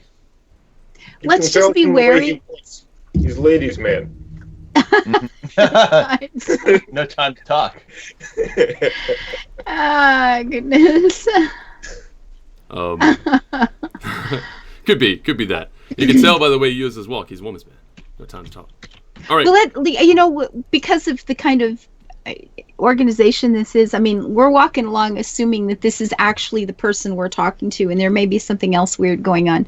I would just say let's kind of be a little bit wary that we don't just walk into a trap from the opposing forces or something. If this guy's a spell or whatever, there's something strange going on. Just stay awake. Yeah. And that's something strange in the neighborhood. Yeah. You can always, and in fact, because you do mention that, and this is Lasan speaking specifically about that, and not just a link, right? Not just Tal. Like, you guys are already unaware, so if you want to do an investigation, like it's just straight up investigation, I will give you a bonus to your investigation checks from here on out, because you are on edge. So when you look around, when I don't need it. Yeah, but when you look around and you do an investigation, you need an investigation, you're going to be a little bit more wary, and you're going to be a little bit more focused on different things. Oh, good. Well, at least Quill got another good one. There you go. For Demona, Eric got a good one.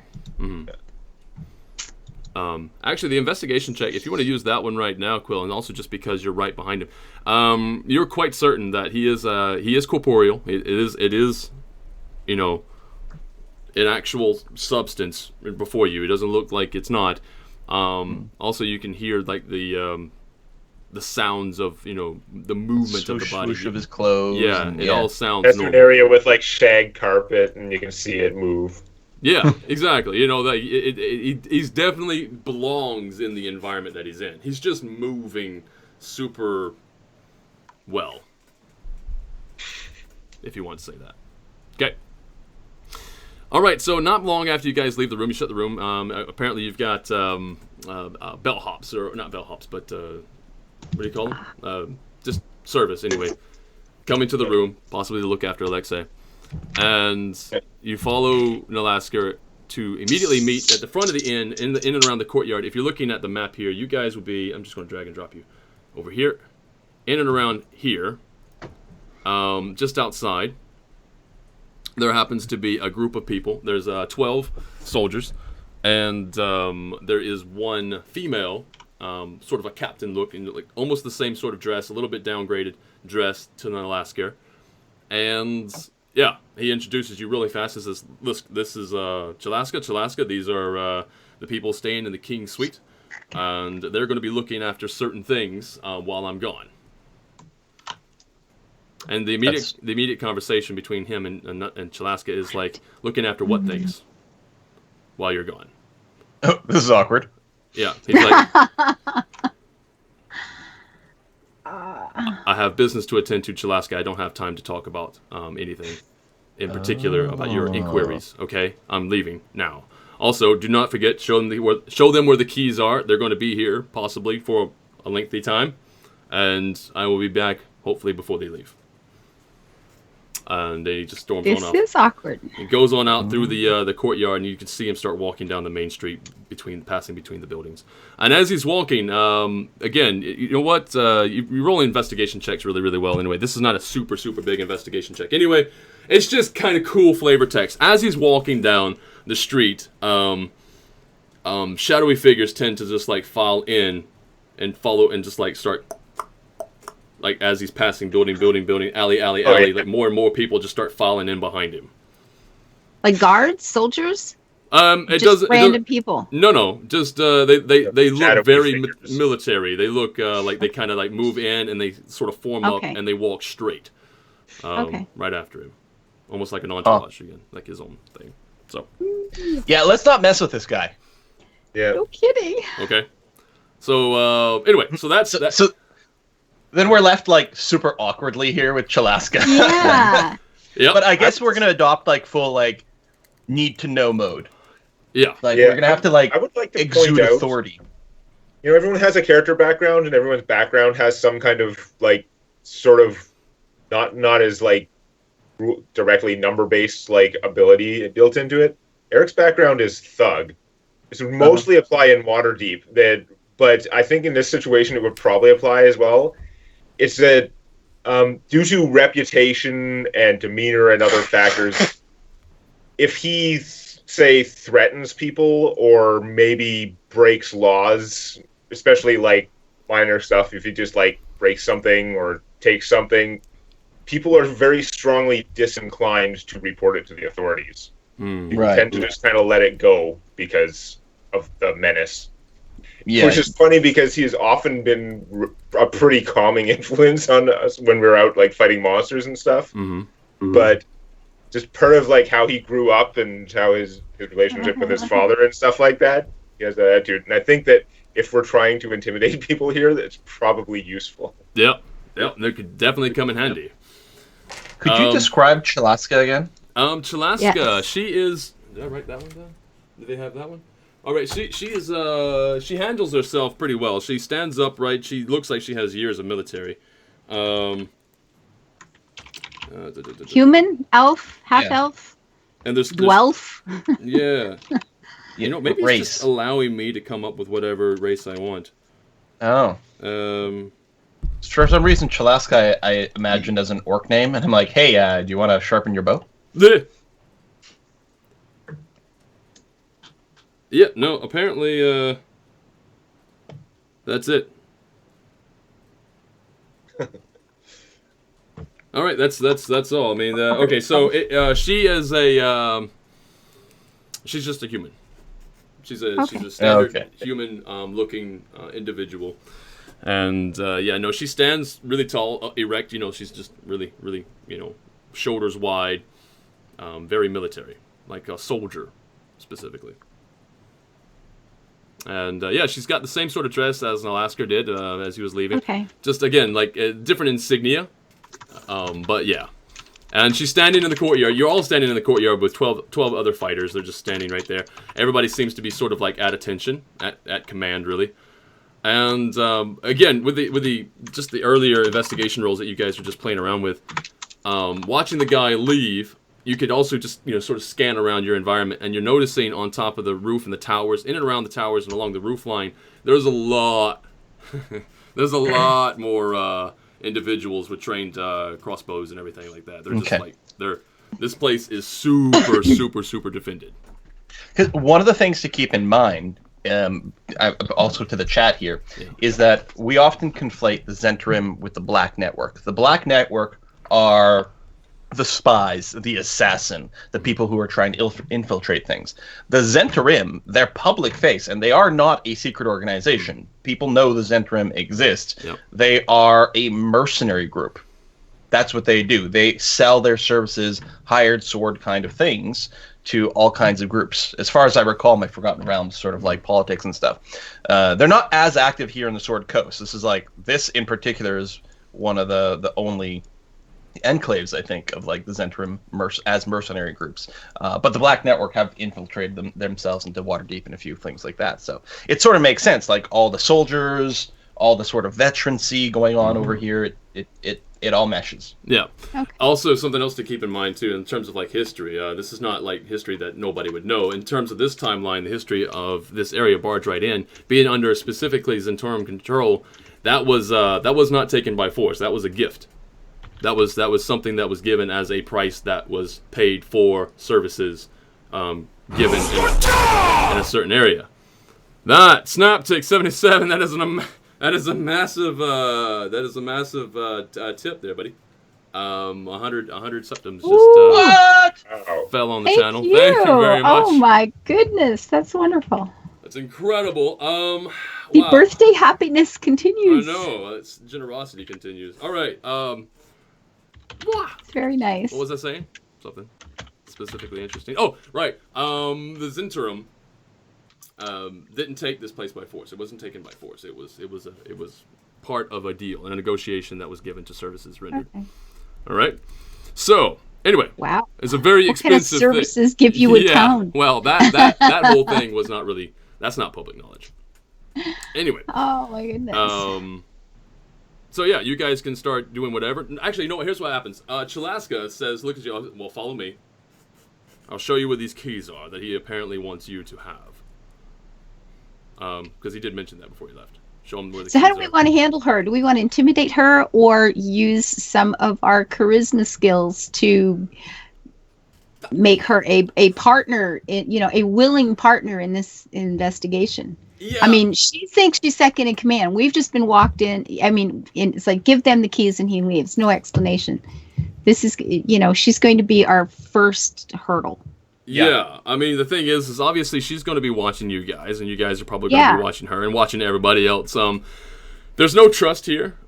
And well, it's going to be even less right now because there's going to be just you've stepped into my territory. Sort of. Yeah. Yeah. And like every cop show ever where internal affairs has to get involved. Yeah. Exactly. Exactly like that. Exactly. Yeah. That's exactly what it is. There's no happiness in this relationship. No. She doesn't like you here, and right now you guys don't know if you're going to be having to worry too much about her. But whatever. So yeah. Anyway, you guys going to follow her, I suppose, back inside. The keys. Yeah. Yeah. Mm-hmm. Okay. Get the keys to the city. So inside, something I didn't mention. The first time you step inside the Bargeright Inn, the inn proper itself, as you step inside, it is nice. Though the smell of the wood and the polished, like oil polished wooden surfaces, smells almost like different types of fir tree or cedar or something like that was used extensively in and around different places to kind of give it this sort of really nice aromatic smell. Anyway, it just smells really clean. It's really nice area. But you walk inside. It's really spacious, really open. It has trusses, and not just any trusses. They have like intricate patterns, sort of like almost of dwarven work. It would be dwarven if it was in stone, but it's in wood. So you're probably guessing more elf. But it looks almost dwarven in its nature. So you've got that going on, or in its artwork, I should say, in its cuts and angles and such. So you got that, and you're moving on inside, and you're following her, and she leads you behind one of the larger tables, which is where the bar, the massive bar, where you have like 10 bartenders working. It's big. Okay. Wow. Yeah. But the And- Bargeright Inn has changed. Lisanne was here 21 years ago. It was kind of a seedy place back then.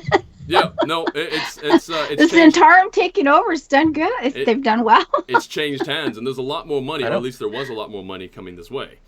All this idea that the Zentrum are bad people, that's just fake news. Fake news. Oh, news. Fake news. Fake news. And we got that from some very important people. No, Yes. absolutely. Oh, sorry, Briar. Oh, no worries, no worries. So you're moving in behind the bar, and this is awesome. The banter is great. You're moving behind the bar, and there's enough space in between where you're not bumping into anybody. It's kind of spacious in behind the bars, lots of working area. You move on back, and you pass through one of the larger double doors into like a kitchen-sized area. Pass through the kitchen-sized area. There's another. Is it a kitchen? Yeah, it looks like kitchen-sized area kitchen. Yeah, it's a kitchen-sized area kitchen. Yeah. It's a large. Wow, this kitchen is kitchen-sized. Wow. It is a large kitchen. Big It's one. big enough. It's big enough to have a good fight scene. It's grande. Oh yeah, okay. All right. Anyway, and you move through there, and there's and the other opposite side. I'm trying to give you guys a visual because I don't have actual visuals. So if you ever want to walk through here again, so on the opposite side of that is like a smaller room. In that room, it's almost like an office, sort of like set up. And inside that office, on the wall opposite, or on the same wall, just through the doorway to the side, there is a handle of many sets of keys. And there is one that seems to, like, if you look at it really fast, seems to like have all the keys on it. So that's the one that she grabs, and she turns around and she hands it to you. Okay. Right? That's the one. All right. And I think Eric should Wants hold to on to actually take the keys. okay, so you want to give it to Eric? Okay. So that, she hands it to you, Tal, and then of course whatever you do with it after that is up to you. She doesn't have any control over that. So, yeah. So you hand it to Eric. Just read over. Yeah, just take it nonchalant. Yep. And right, so that's the first leg of this whole thing. Is that's it. Because I think if we're gonna make use of this whole like thuggy thing, perhaps I think it might make sense for like Eric to be portrayed as the one with like the authority, who's gonna be like guarding the goods as they're moving, like keep an eye like directly on the package as it's being transferred from the merchant stalls to this and this. Like it feels. I'm a very large human being. Yeah. So there's an advantage to that. Yeah. Oh, there's a God. certain thing I meant to say. Sorry, I skipped the point. I said Maybe there was chain the keys to your belt. there were several keys along the wall, and I said this key had the key to all of them. Yeah. This key has more than those keys, though. What happens is that the key along the wall, all those keys happen to be replicas, as you can probably guess, to different rooms in the inn. Right. But we have the like the main key ring keys- that's got everything. Yeah, has like gate key and everything. It's the only set of keys that Master has key. all the Yeah, extra stuff. okay. And in fact, they also has labeled? probably, as you can imagine, the treasury key. Right? That's on there. Okay. Right. Are they labeled? Yeah, well, actually, there's symbols on them. And in fact, I guess if you ask Alaska to run you through Decode them. them. Yeah. In fact, I'll just say that right now. She does that. She runs you through them. This key, that. You know what the keys do. Okay, Let's that's just, good. let's just make that easy. They have little engravings on them. All the gold is here. Yeah, that's Yeah. good. Okay. The symbols that are there, they explain the symbols really fast, so you catch on really fast. It's fine. All right, and that's it. And she says specifically, it is now getting on towards dusk. The first thing we want to do is lock up the main gate. So you have the key. Carry on. Lisanne, good cop. Eric, bad cop. Tao's secret murder cop. Yeah, I love it. Yeah. this works out nice. I like that too. I like that because any other way that you try and like give a moniker to the three of us, I end up being the ugly. The good, the bad, and the ugly. I don't know. Yeah, We're we'll go with starting a that. competition for like the most mauled. Right. Well, yeah, that's true. You have lost an eye. Although nobody notices that because you have a veil right now, so that's cool. All right. So yeah, she says you have the key, so go lock up, and she just sort of like does this motion here, and expects you to know where to go. Okay. All right, like vaguely towards the gate. Yeah. Yeah. Start hitting it. Okay. So are you all going to travel together for this whole thing? Is Eric going alone to this duty, or what's happening? I think Lisanne should come with me. Okay. A to be good cop, and you need that kind of like person. Then Tao, I don't know if Tao wants to just sort of lurk around or. I'm wondering if I should go ahead to where the treasury is, and then find like a little hidden spot to look like, at the end destination. Mm-hmm. Splitting the party is always the key to success, but you can Scooby-Doo it. It's fine. Yeah. We'll meet back here at midnight. What could possibly go wrong? Yeah. I don't know where I should be or where we should look. Yeah. I would have got away with it too if it wasn't for those meddling murderers. Well, okay, so can we ask Chalaska, like, we need to know the process here. What are we investigating? Is the money, money comes from the inn, obviously, right within the building. Money comes from the market. We've learned that. What time? Like, what's the process for picking up that money? How is it transported? Is there a schedule? Is there a regular schedule? Is it the same time every day? Is it random? Like, what are we investigating exactly? Where are the books kept? Where did it do? We need a lot of information here. As you start running through this whole thing, like, Chalaska is like, you can see it in her face. She's getting more and more tense with it. I'm sure. And then she says, so he's going to give you responsibility of the one thing that this place runs on and not even tell you what to do with it.Fine, I'll tell you. I agree with you in this one. We'll try to get on her good side. Well, I'm on the same. I know. I completely agree. We've been brought in here to do a job and given very little information to do it. And bottom line is, we're gonna need your guidance in this. I'll tell you what, to make it super easy, because I don't want to deal with it. She just like motions for 2. She goes 2, and she goes this way, and she does it again for 2 more. She's signaling some of her entourage to follow you. So she's got 2 people going to be going with Eric. Eric, as you're starting to move out with the keys and doing certain things, you've got 2 people to help move you around. They know how to lock up and everything. They've done it. They've been on these runs several times. So they're going to help you do or tell you and help you do what you need to do. And as far as Lasan, where are you you're going with Eric, or? I guess. Yeah. Okay. Sure. So you're going with Eric, all right? And Tal, you're doing. Well, again, we can discuss it. Maybe I'll go to the Treasury, or I could shadow Chalaska. In either case, before we just sort of split off, I want to ask: is there anyone else that has any keys, or do these represent all the keys? There's nobody has any other key. These are the master keys, and the only other keys along this wall are keys to rooms. Okay. And this room we're in, this office, is it normally locked? Do people have access to this? This is not a room that you can easily get into, no. You have to have... Were there guards outside the door? We're just going to say you have to have a certain clearance to get this far. Okay. Are there guards outside the door or anything like that? Possibly. But no, we've just walked in here. Is this a guarded room? Do we see guards? No, you don't see any guards. And we don't see any guards, but she implies she's implying that it's being watched. That something's being watched. Okay. I see. Okay. All right. Now, we're talking about splitting off. Splitting off to where exactly? Again, we don't know the process here. Eric and Lisanne are going to be heading down to the gate. Now we have a couple guys with us. I feel a lot less incredibly awkward about it. Yeah. So we're going to head down to the gate. There's supposed to be, people might be forming up with us or whatever, but there's supposed to be, a patrol that gets the money. And that was my question. When, this is what, mid-afternoon, late afternoon? Is the money about to be brought in at the end of the market day? Yep. Is that what we're going to watch? Basically, yeah. I was going to describe it when you guys get down there, but yeah. Okay. And that's why I was asking about schedules. Is it, Yeah, are we anywhere near time? Or? What happens is, because I can talk about it before you get there too, so I don't have to talk about it again. That's true. Is that when you get down there, you'll notice that as the coffers that come through the gate, that's when the gate is shut and the coffers continue down the main street up to the inn itself proper, and that's where it's going to be deposited. But they do shut off the main wall to everybody in and around outside that is not supposed to be inside at nighttime. Yeah. So, okay.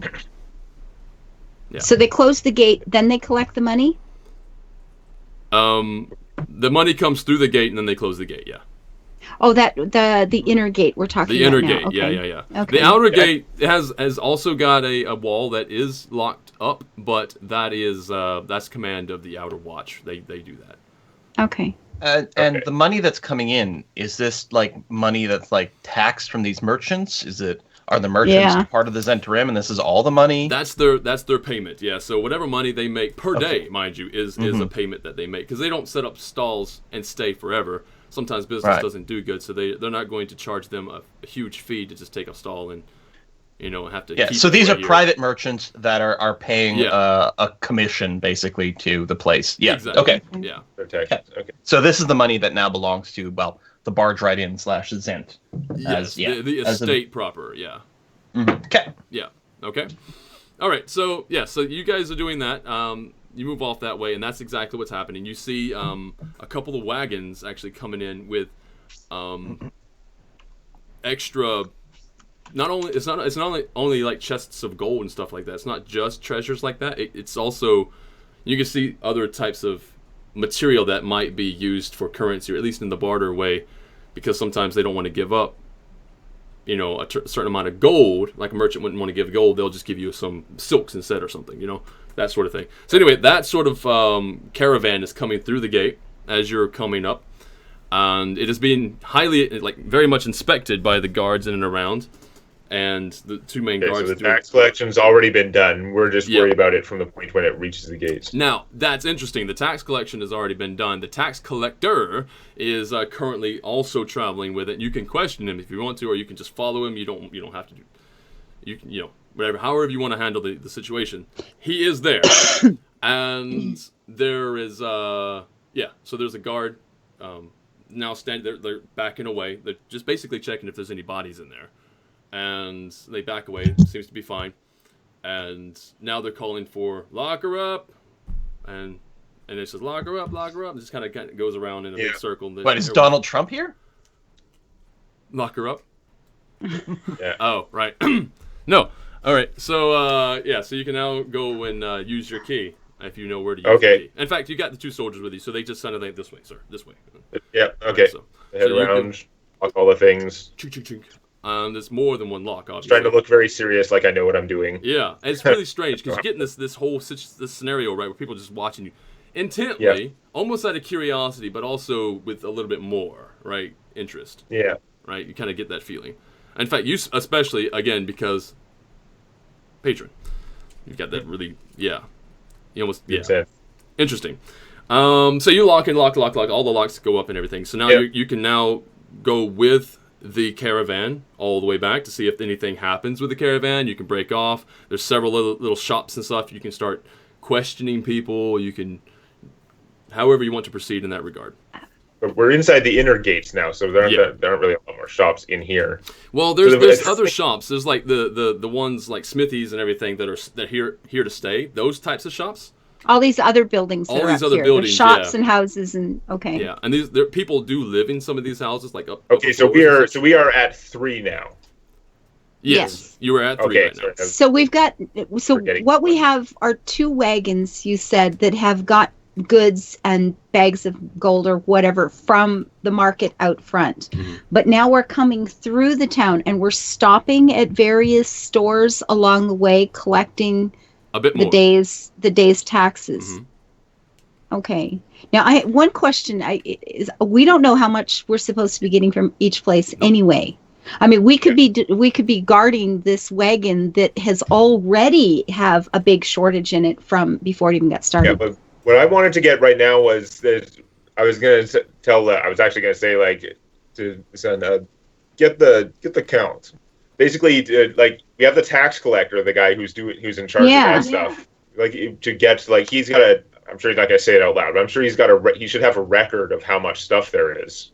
Mm-hmm. Or if he doesn't, we're going to want him to make a record of how much there is at this point. I mean, because there must be, because for every merchant, they must get audited at the end of the day. Mm-hmm. There's got to be something, yeah. Yeah. So again, Eric's faking sort of the just sort of in charge, imposing guy. Just sort of, so he's like, oh, Lisan, get his count. Yeah. Okay.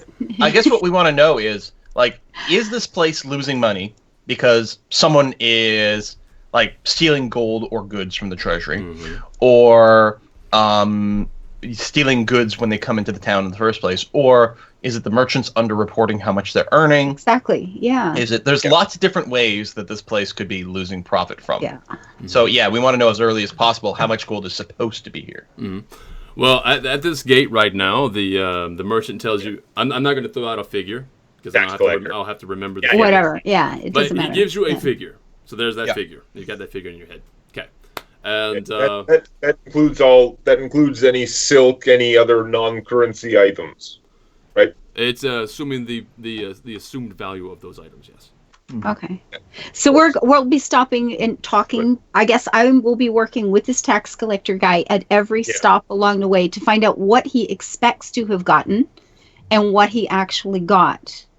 And then we get a copy of that, or we get that report at the end of once we get up to the Treasury office, I suppose, because that's what we're going to have to check. Is that report wrong in the first place? Yeah. You know, it is to be noted there was a bit of a hesitation before he said anything to you, but he did notice you specifically had the keys. Oh, the keys. So you have the keys, so therefore it's kind of like he then automatically assumed that you're. And we've got the private guard that Shalaska sent with us, right? That's right. Yeah. So you guys have a lot more authority. Okay. So he's very forthright. He's just like, he just gives you the figure. Bam. Okay. There's the figure. Okay. Do you have anything to write stuff down? To write that down or something?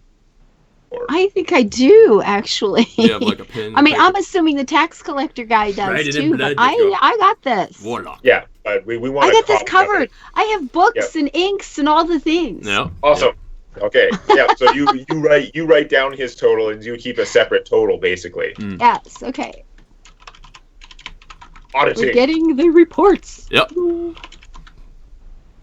Yeah. Okay, so. Carve it into your so arm I guess with a knife. we're gonna just start going along, and I'll mostly watch the cards. Lisanne can go into the shops with the tax collector, I guess. Okay. Sure. All right. And in fact, no, there's no reason to go into the shops. The shops are coming now. Like the actual people that work in this place, they're expecting us right on time. They just sort of like walk out. Bam. There's the let me get that focus back. There's the amount that was owed for the day, and of course the tax collector has it written down the amount needed, then gets the amount, counts the amounts, tallies it and everything, and then marks it off. If it's equal, checks it off. If it's under, he puts a note next to it, and then they carry on. So these are tenants basically paying their rents, but they do it every day. A little bit every day. They're paying like a percentage. Yeah. Exactly. There might be rules. There's probably like a minimum or something, but that's what there would have to be. Yeah, it's a quick little murder. It's rent that's geared to income. It's very progressive. Yeah. Well, businesses always get good treatment like that, right? Yeah. Businesses always get like the fair treatment, and then if you got money, you get the fair treatment. If not, then anyway, you know how that goes. All right, so. So that happens shop by shop by shop by shop by shop. Before I mean, it's fair, but it's also like racketeering, like protection money. Oh, you want to be here and you don't want to have some sort of strange accident happen to you? Yeah. Then you better pay us 10% of your take. Mm-hmm. Yeah. So, how far along are we when we hit blacksmith shop? Blacksmith shop is basically right here. It's the that guy. I'm not seeing that thing. I don't see it. Oh, there it is. Okay, now I see it. Yeah. Okay. Okay. When we get to that one and they come out and they do the money thing, Eric's gonna be like, hold on a minute. I'm gonna go over there, go over to the blacksmith, and it's like, you have a chain, reasonably thick chain, about 4 or 5 feet. 4 or 5 feet. It's a wallet chain. Well. A keychain chain. It was. Yeah, I want to. Basically, Eric wants to take a chain and like attach it around the key ring. He's gonna wrap it around his torso and then around the arm, and then have it go to the keys. If he unwraps it around his arm, it's got some more slack. Mm-hmm. But yeah, basically, he just wants to. He's just like, if this guy has a chain he can get, he just wants it. He's pausing everything right now. He's gonna just do that like right now. Just give him. I'm just going to. Now I'm I actually, as a blacksmith, I can set a reasonable price, but I'm not going to ask him how much it is. I'm just going to say, here it is. Mm-hmm. Just give him the money for it, basically, and get a chain. Pause everything just for the minute or two to get that chain, get that set up, and hammer it and attach it around the keychain. Okay. So as you go to do that, though, you are reprimanded by the other two soldiers. It says nobody carries the keys around. They go right back in the office where you pick Not them. anymore. Oh. Intimidate check this guy. and call me crazy in chat wants you guys to ask if anyone's feeling, I guess, disgruntled about the tariffs. Oh. Or if they think it's fair or whatever. Check if people are disgruntled about the tariffs. I'm just asserting my authority right now. Okay. All right. I rolled pretty solid for my intimidation check. Well, yeah, and in terms of the intimidation check, you succeed quite well. Or at basically least, just all rules will be followed, and then just carry on. There you go. Okay, so he just steps back and kind of assumes things are going to work out. Right. So then, so you get the You're chain. not my supervisor. You get the chain, and in fact, because you're with the entourage, you don't have to pay for this chain. This chain just comes out. He just. I pay him what I deem a fair price. There's just no discussion about it. Okay. Right. He's a blacksmith. He would know. That's okay. Fine. Okay, that works out. Yeah, and that's a good question. How are the townspeople acting through all of this? Are they looking browbeaten and they're having to pay more than they can afford? Is this some sort of racketeering thing, or is it just tenants paying their rent and they're oh, here, how you doing? I had a great day. Whatever. What kind of what are we picking up from the town? There seems to be some amount of not a lot, mind you, but there is some amount of, you can see it in their eyes, a little bit of a disgruntled sort of thing. You could follow up on that if you want, but it's not a lot. It doesn't feel like they're angry. It just feels like something's a little bit off. Richie, thank you for that tip, man. You're front and center. There you go. Okay. Thank you. All right. So the chain. So we get that brief interruption out of the way. Eric takes a look at the chain and is like, very nice. And then we okay, carry on. Okay. All right. So yeah, you pass on from there. I don't know if the chain is very nice, but I'm polite about it in that sense. Right. You've probably done a better chain for yourself. But yeah, so you kind of go again, place by place by place. There's only a few left. As you round the bend through one of the alleys, everything's fine. There's no issue. All the taxes are coming in quite well. And how many guards are there on this tax caravan? On the tax caravan, there's the hold on, let me see. There's the 12 there. I have a number, so there's the 15, there's the 12, and there's the 12. I'm just gonna say that because I have some left over anyway. So I'm gonna say that there's 10. 10. Okay, counting or not counting the two that we can't. That's not counting the two that are there. So there's 12 total. Okay. Yep, makes sense. Cool. Okay, so we carry on. We're just looking for anything out of the ordinary. I'm more focused on watching the cart itself, even though I'm pretty sure that's not where things are happening. No. Okay. Yeah. Yeah, it seems like it would be too obvious, if you're going to do something like this, But you never know. I mean, it could be magicked away in some way. You have to keep an eye on it. Yeah. Well, there's only it looks like basically a block. It's not a long... Well, okay, it's a pretty big building based on that picture you gave us, but... Yeah, it's actually got to be pretty... All these buildings are bigger than they first... Yeah. The thing is there's shops next to shops. So the blacksmith is not just that shop. There's other shops inside of that or next to that. So it's a building. Each one of these is a strip mall. Basically, yeah. There's businesses next to businesses next to businesses, and each one is a block. Okay. Yeah, you kind of get that. Okay. But it is a good time to remind everyone that I see the invisible, and I have that long dark vision, so I can see what's going on in alleys and stuff too. And it's not super dark yet, although it is getting there. It's starting to get kind of dark. Yeah, it'd more just be in alleys and stuff. But I'm assuming if it was just someone doing something with invisibility that they've taken precautions against that, or they would have checked that sometimes. Mm-hmm. So, but just I remind that. That's good. Okay, so as you guys are doing this, and this is going to take a few more minutes there, close to an hour, and basically, when it's done right, it's all done before nightfall fully happens. Okay. Right. So it does not get nightfall until the money is securely locked away. Might take a little longer today with all the questions. It might, yeah. But for right now, Tao, right? Yeah. You are currently with Shalaska, correct? Yeah, I am still. I was thinking of probably heading to the Treasury, maybe with Shalaska, getting the tour there. I want to know about security precautions and things like that. Really get to know the path on the way, that type of thing. Okay. Sure. Okay, so one of the interesting things of note is as you're exiting the office, the back office there where the keys were, because you were there for that. You leave back through way of the kitchen-sized huge kitchen. Sorry. Yep. The kitchen-sized room. Yeah. And which there's there's people in there, right? There's people in there that they're actually working in the kitchen. And then passing back in through the bartenders, you're rounding the bend and everything. Roll a what would you want to call it? Roll an agility, something agility or acrobatics. Yeah, acrobatics. Thank you very much, the gamesman. A tip just came in of 5 step tips. Thank you. Okay, so you notice quickly enough and deftly step over the near prone body of a dwarf who happens to be laying completely down on the ground, and his hand shoved right up into the wall, and he's just kind of moving his arm around into the wall. Yeah. So you almost and Shalaska continues going. She just keeps walking. Wait.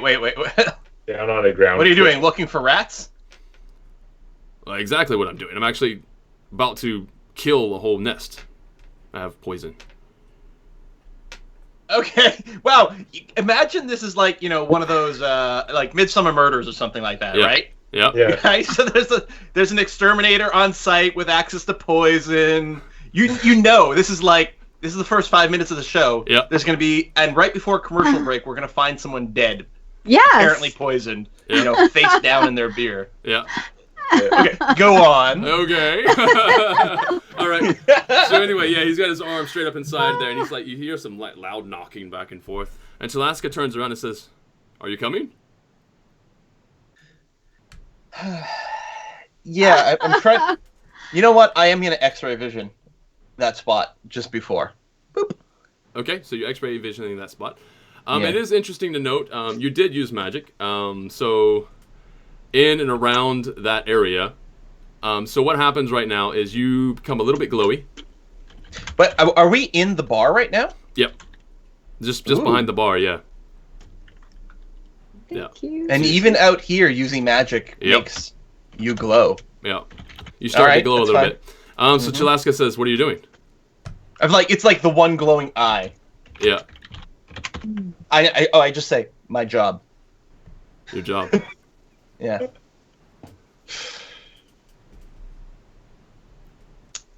Are you going to keep walking? She smacks her lips together really, really hard. She says, "Follow me, please."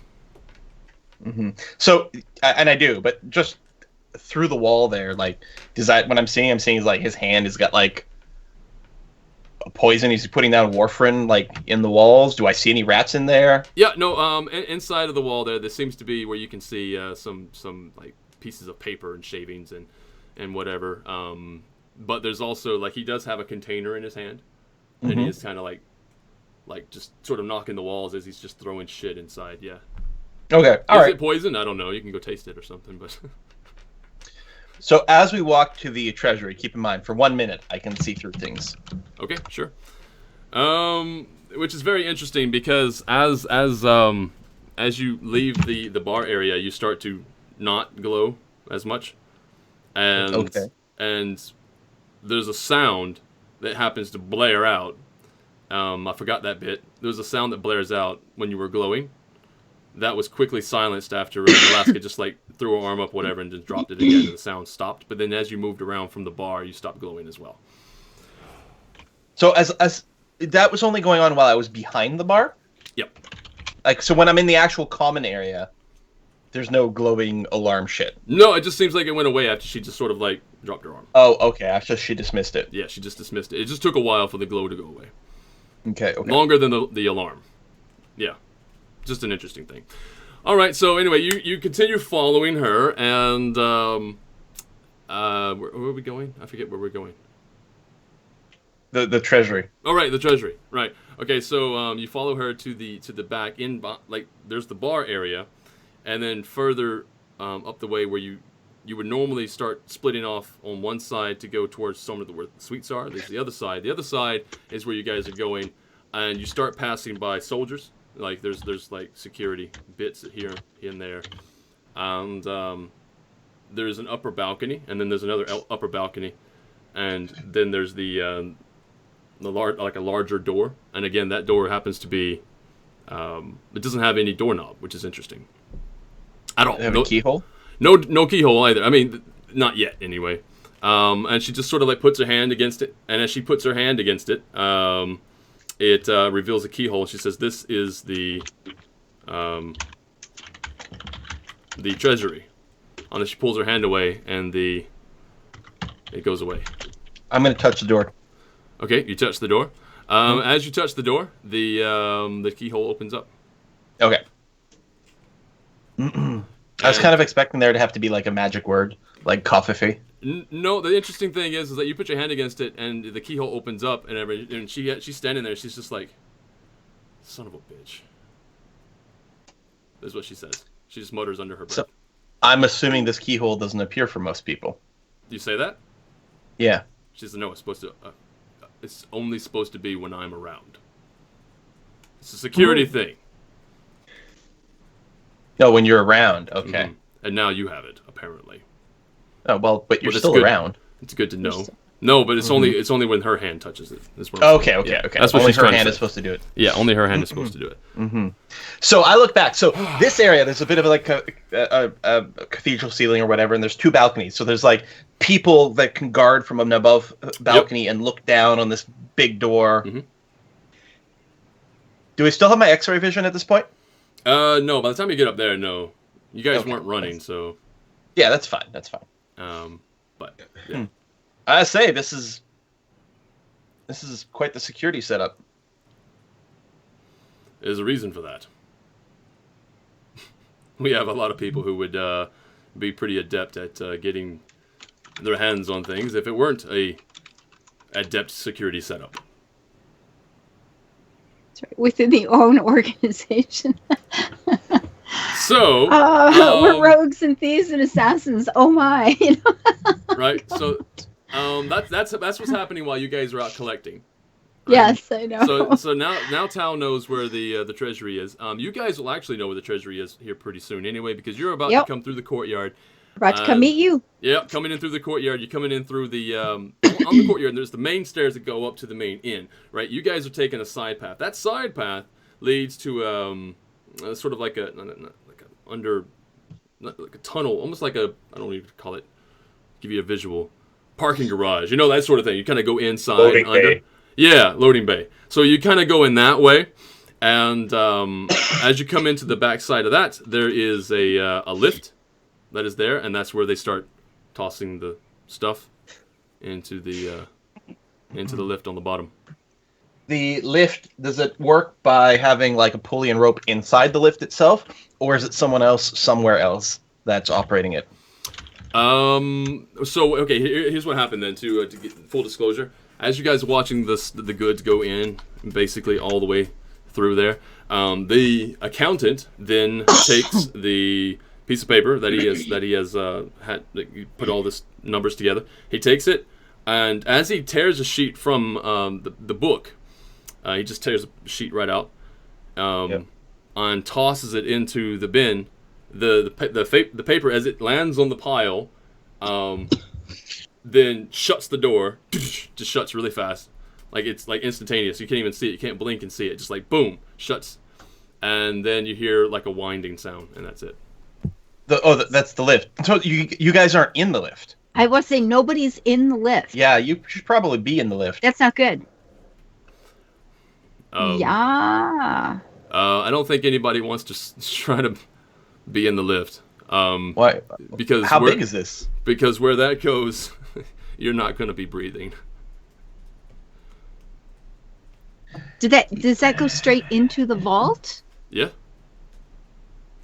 And Tao is on the other side of the wall leading into that vault. Yes.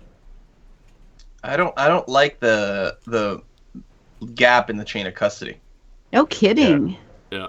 Well, that seems like a spot right there for something to go wonky do. Certainly could be. Although at the very same time, the accountant tells you specifically how it works in terms of he doesn't know how it works. He's not a mystical guy at all. He just says what he knows is that when he throws in the piece of paper, that signals the gate to shut, and when the gate shuts, there's no way you survive being inside of there.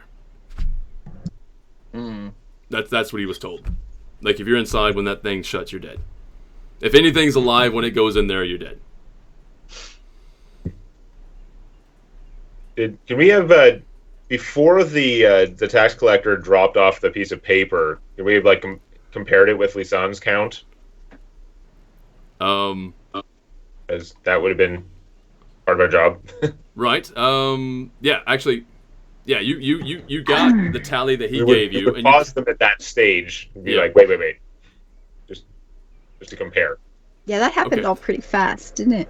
Yeah. Description I'm going to say that, no, you guys did that beforehand, because there's going to be, that would be just infuriating. I say we have keys. We can go open the vault, go in and check on the other side. Yeah, that's the other thing. You do have the ability to do that. First. Yeah, sure, you can compare first. Yeah, so you compare. And then when you see everything is tallied up, everything is the same. Yeah. Right? He tears off the sheet, throws it inside, bam, instantaneous lockdown. In fact, you don't even see the door. It almost seems like the door just shows up. It doesn't seem like it comes down from the top, doesn't come up from the bottom, doesn't come in from the side, just boom, it's just there. And then that's it. Yeah, Solbit, that was not an animal, but maybe like a bug or something. Toss a bug in next time and see if it actually comes out the other end dead, if that's actually true. I mean, being told that is one thing. Being true is another, right? Yeah, so. This is true. Warforged thief. Does he have daggers welded to his face? I'm Daggerface. All right. Right. I'm still worried about ghosts. That could be a thing. All right. So that's your bit. And yes, when you hear the lift go off downstairs, I'm going to say right now, for you, Tao, you do hear also a winding sound happening. Mm-hmm. So I ask her what that is. Chalaska looks at you and says specifically that means the accounts have been balanced and it's on its way to the Treasury. Okay. Does it come in from like below or above, or are we in the basement? This Treasury here? Oh no, the Treasury itself is just behind this door, and you guys are on the balconies. You're about 3 stories up at this point, kind of up and over. So he wants to know Treasury height relative to the loading bay height. Right. So above. She says there's a loading bay down below. Okay. That when it's actually correct, when the balance is correct between both what the amount of currency that is in the loading bay, also the amount. Holy shit. Yeah. When the tax collector throws in his paper that says it's supposed to be this amount, then it shuts and everything is fine. You can tell we're in the Forgotten Realms when there's like this high level of freaking magic stuff. Yeah. Just for bookkeeping. Yeah. It's huge. Yeah. Damn. Which is why, at this particular point, it's really crazy. I mean, here's the thing. This is Zentarum. So if Zentarum are trying to bugger over Zentarum, and it's just any normal way of robbery, then it seems like they would be able to pick up on it, but they haven't yet. So now it's like, what the hell? They haven't figured out what's going on. Yeah. So you guys are there doing some stuff. So now that the lift has presumably reached the Treasury, what happens? It remains there. No one has to empty the lift or anything? Nope. We've never had to empty it before. So it just empties itself.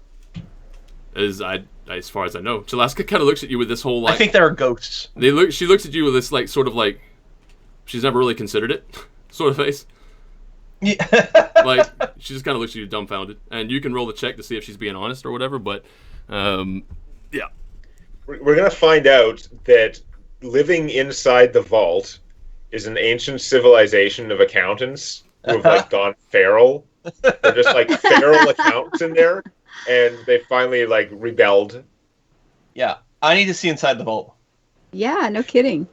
Well, I think we're going to be saying that too, Eric. Okay, this just disappeared, and nobody escorted it wherever. Now you guys need to take us to wherever that's gone, because that's what we need to see. And so we'll be meeting up with you. Yeah, we'll be meeting up with you. Yeah. Let's do that. Let's regroup and then say we need to look inside the vault. Okay. All right. So you want to let's see if we want to take a break. Should we get more guards to be, if this vault isn't open very often, should we ask for like more guards sure there in the will be hallway lots or of something? people.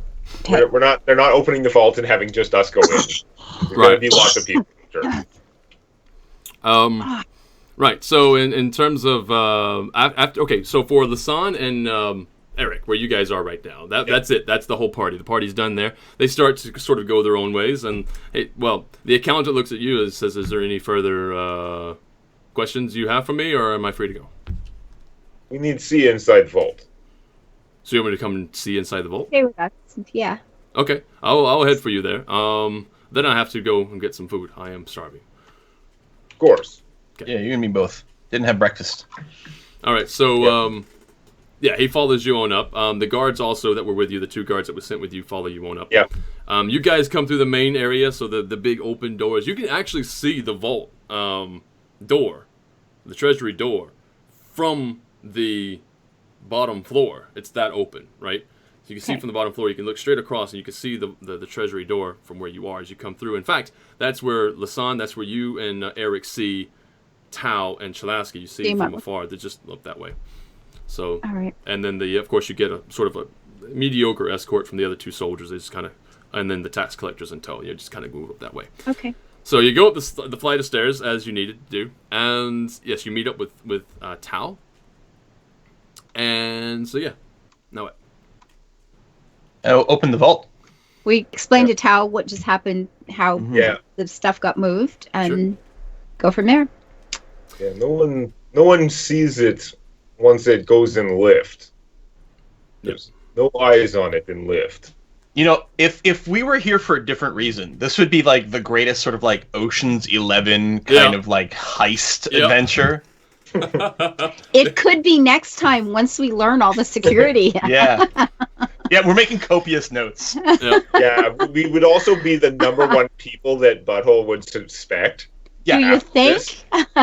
So I'm thinking maybe not the wisest, but I mean, here's the thing. I mean, if you guys ever did want to, use this same world and then run some chaotic evil characters or something like that, and you can try to see if you can do a bank heist, that would be a lot of fun to try to do it here. But anyway, so you come up, you meet up together, and we get down to the vault. I've got the keys. Right. So Chalaska goes to put her hand on the door, and then she just stops for a second. She's like, just points at Tau, just kind of like. Okay. Oh yeah. I pointed Eric. Right, but there's no keyhole, so Eric's confused. Yeah. Roll against confusion. Put your hand up against the door. Okay. So I just put my hand on the door wherever they seem to be indicating. All right. Okay. So Eric, you put your hand on the door, and you're still confused. Interesting. Yeah. All right. So I'll put my hand up against it now. Okay. You put your hand against it, and a keyhole opens up. Okay. Interesting. Okay. So I find the key that she had pointed out previously. Again, I got the keychain is attached to my actual chain that's like wrapped around my arm. Right. It may be interesting to her, but either way, it doesn't matter. I just take it and put the key in the lock, turn it, see what happens. Okay, so you put in the key, you twisted the lock and everything, and the door just vanishes. Just poof, just like it's not even there. In fact, it is kind of weird because I don't know if you were putting any pressure or leaning against the door, but you kind of have to rebalance yourself really fast there, Tal. I was to say a little bit, yeah. Whoa, okay. Where'd the door go? But what's on the other side of it is just a cloud. Oh, a cloud. Yeah, it's just a fog. I wonder if we step through it, if we can then see what's there. I ask Chalaska, like, has she ever been inside the vault? Nobody goes inside the vault. Somebody goes in. How do you get the money out? Okay, there's our next question. How do you know We need the current balance of this vault. And she says that. Mm-hmm. And then out slides a piece of paper with the current balance of the vault. What happens if someone were to try to walk in? I'm not quite sure. Chalaska says she starts to stutter a bit. But apparently we've had an issue with one of our soldiers in the past tripping. He was drunk, and he hasn't ever come back out. I was gonna say, you know what this is actually? This is just there was a rat infestation in the vault. So they're just they're stripping out money and stuff to make nests out of. Yeah, so the it's rats. It's rats just grabbing stuff. It's a rat infestation. So you have this count now. How does it compare to this morning's count? You have records, and we're keeping a copy of that. Yeah. So she says she gets the account of the vault, right? Okay, so she's got that, and she says, I don't know off the top of my head. We're gonna have to go and go find it. And go find it. It's kept somewhere. What's the last one? Yeah. Now, and if someone wants, we had silks loaded in today. If somebody wants to take those silks out, show us how that happens. So Chalaska says, we need a bolt of silk. And out slides a bolt of silk. Lasan, ask for a bolt of silk. I need a bolt of silk. Do I get one? Nothing happens. You ask for one. I need a bolt of silk. Out slides a bolt of silk. Which really, again, impounds Chalaska's anger. She is getting very mad now. Because to her, it seems more complicated. It's just like everything got more fucking complicated. Mm-hmm. You just threw somebody else in. And if we want to redeposit this? I have a... Eric, you ask for one. Into the cloud. Eric, you ask for silk. Is this connected to the keys, the authority, or just because you're part of the Zentarum? Because you were the widow. We need both of silk. Nothing happens. Okay. So it's not because you got the keys, because you actually physically have the keys. I think you're the guy who opened the door. It's whatever got mojoed on me. It's supposed to be split, right? Is custody. If person with keys can also request money, then they have everything. Well, except Tao was given the keys, so she would have had everything. Yeah, and Chalaska presumably has the keys and could do this, would have full access. But yeah, how do we redeposit the silks? Chalaska just takes a bolt of silk from me, just tosses it, and it goes poof, just disappears. And Chalaska does disappear, or is it just like goes into the cloud and then we can't see it anymore because it's in a cloud? What? Sorry, say it again. I just want to clarify. You say it just disappears. You mean we throw it into a cloud and then as soon as it goes like a couple feet into the cloud, we can't see it anymore? Or do you mean when it hits the cloud, it disappears? It's kind of interesting how it happens. Visually, what happens is the bolt of silk hits the cloud and then like it sort of goes transparent. Okay. Yeah. So I asked the cloud, we need a guard. Nothing happens. Corpse. We need a corpse. You get a corpse. Is it the corpse dressed in the guard garb?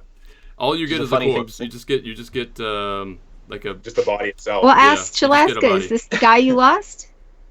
Chalaska looks at the body and is just like, or a murdered guest. Yeah, I mean, she looks at it and she's like,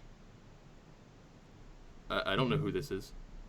Oh shit! Yeah, this is the greatest way to dispose of bodies. Is it really well preserved? No. Ask for another one. Yes, and what state of decomposition is this thing in? So you run out of corpses. No. There are certain things that are best left buried. Yeah, sort of. I just slide the corpse back in.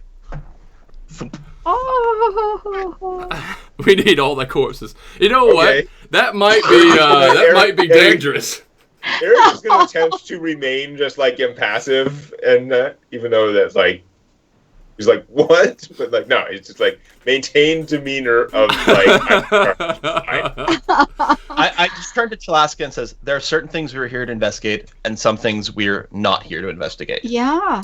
Oh my goodness! It's interesting. I think I've seen enough. The corpse even seems cool to the touch. And is it decomposed at all? Is it got No. the clothing is off it? Is this literally just a body that is just fresh dead? It's just a fresh dead body. It's like a freezer kind of stasis something. Oh my god. Yeah. Oh. Awesome. So anyway, that's Yay. what's happening right now at the Treasury door. Meat locker bank combo. How do we close the door? How do you close the door? Door disappeared. Take the key out, pretty much. Yeah. Well, there's no place for the key anymore, right? Actually, as the door disappeared, you're just like, whoa, okay, you're just holding the keys. Oh, it just pops back. Yeah. Okay. Yeah. So actually, I don't have a command word. I should probably write it down because it sounds cooler if I get a command word. Let's get a command word. Be like, Covfefe. huh? Covfefe. Covfefe. Covfefe. I got it. I'm writing it down right now. I can't get this to write. I don't have any ink. There we go. Covfefe. The new mystery is who stole Briar's ink. Covfefe. All right. Covfefe. On the door shuts. Okay. All right. In fact, it just reappears basically. Yeah. And someone was noting it in the chat. Is the keyhole like invisible and it reveals, or is it actually like stone that shapes out? Just because I see invisible stuff. I'm assuming my see invis wasn't penetrating there like fog. The fog? Oh no. Yeah. No. In fact, you did penetrate the fog to see more fog. Okay. Sorry. That's it. Yeah, you see. So there's like visible fog, and then there's invisible fog, which I can see with my see invisible. Gotcha. Yeah. But is the keyhole like invisible and it reveals itself when you touch it, or does the stone actually shape out? If it was technically it just reveals itself. Spell. It just sort of like fades in. It physically opens up. Yeah. The keyhole. Okay. Yeah. All right. Because someone wanted to know. Yeah. Okay. Yeah, it just appears. And then if it's not there, it's not like it's invisible. It's just not there. Okay. So. All right. So keys always stay in that room. Right, in the office. They immediately go back to that office. Mm-hmm. Only you have access to office? You and Nalasker. Use his name, yeah. We're the only two that are allowed to walk back that far. If anybody else stands in front of that door without at least our what do you want to call it? What's our presence, yeah. Permission. Then it doesn't go well. I have to say, there's one thing I'm disappointed in. What? When the door to the vault opens, I figured there should probably be like a big like bong or something so that people know. So if someone tried to secretly open it. Although, I guess up until now, it's just been probably you and Nalasker who could open the door. Yeah. By the way, any relation? Chalaska, Nalasker? Do you have uncreative parents? Yeah, no, uncreative people who wrote the book. Right. No, that's it. No, Chalaska will say specifically, she looks at you puzzled if that's the case, and she says, I am human, he is elf. Oh, yeah. Oh, well, right. Yeah, that part. Sorry, I don't see race. Yeah. I barely see anything. It's like 2D. Yeah, you lost the eye that saw race. Yeah. Nice. All right. So very good. So that is your introduction to this whole weirdness that is going on. If you do quickly go down and you have the office. In the office is the other records kept per day. That's where we need to see the changes that came in. Right. So you have the balance sheet with you now. Yeah. That came in from what's in there. And with you also have a piece of paper. And I'm assuming the balance is huge. It's like, oh, this looks like a phone number kind of thing. Yeah, no, it is a substantial amount of money. It's hard to kind of understand that type of money. Yeah, we don't. Yeah, that's fine. We don't need specifics other than it's lots. It's good. It's amount. Yeah, we need that. We need like daily balances for however long they've. I mean, going back a ways to see. Okay, how do I say this? We'll need that eventually, right? Right now, we just want to compare this morning, like what they had, the last balance they took, and that plus your count should add up. Then we can do all that like accounting and get everything as we go on. Yeah. But immediately, we just want to know that it adds up right now. Okay. So, what are you saying, the son? Doesn't matter. We'll do it next week or something. It's fine. Okay. Right. So, when it comes to the logistics of how you guys want to do the balancing thing, I'm going to say specifically just for the speed and at least, I don't know, the sort of entertainment value of it. Crunching numbers, people do that sometimes for a living. I'm not going to run people through that. Good. For entertainment value, we're going to say that you guys did your best. You did some knowledge there, and to fully go into depth, if that's what you guys want to do, it's going to take a few days. So we're just going to say you started that process, right? So that's done. One of you, or a couple of you, or all three of you, if you want to do it all together, you can start that process. Meanwhile, right. But for today's balance, though. Oh, quickly for today's balance. Yeah. Very interestingly enough, you have the amount that was put in. Yeah. Right? So you know what the amount was for that. And in the office, there's the amount previous to that. And then there's the amount that you now have. And it added up. Okay, so X plus Y is what they should have, and we have Y on our sheet of paper, and they have X. Yeah. On yesterday. Yeah. Okay. So. Okay. So that's the key detail. At this stage, it appears that nothing has gone missing. Yeah. Based on everything we know, then we can test. Mm-hmm. We can check again tomorrow morning, and we can do different things. Yeah. Seems to be added up at the moment, at the very least. Right. So one of the I was going to say one of the things we'll have to figure out is like, what are we doing in terms of night? We're not just going to go back to the room and sleep. I'm sure we're going to like look around, have someone on a rooftop, have someone be outside the Treasury, have someone guard the keys, have someone we need about 15 people, but yeah. That's all. Yeah. So in terms of the standard security measures done, that's, you can go and check on that. You can sort of make sure that they're all in place, and satisfactorily, Chalaska will also come along with, and she says things are all in place. This is the way it's supposed to be, and you can also move around in certain other areas of the place that is not generally looked after very often, like in terms of cleaning services and everything. They don't go in certain places. She does mention that the attic, nobody ever goes in the attic. She doesn't remember the last time somebody went into the attic. It's just an empty spot.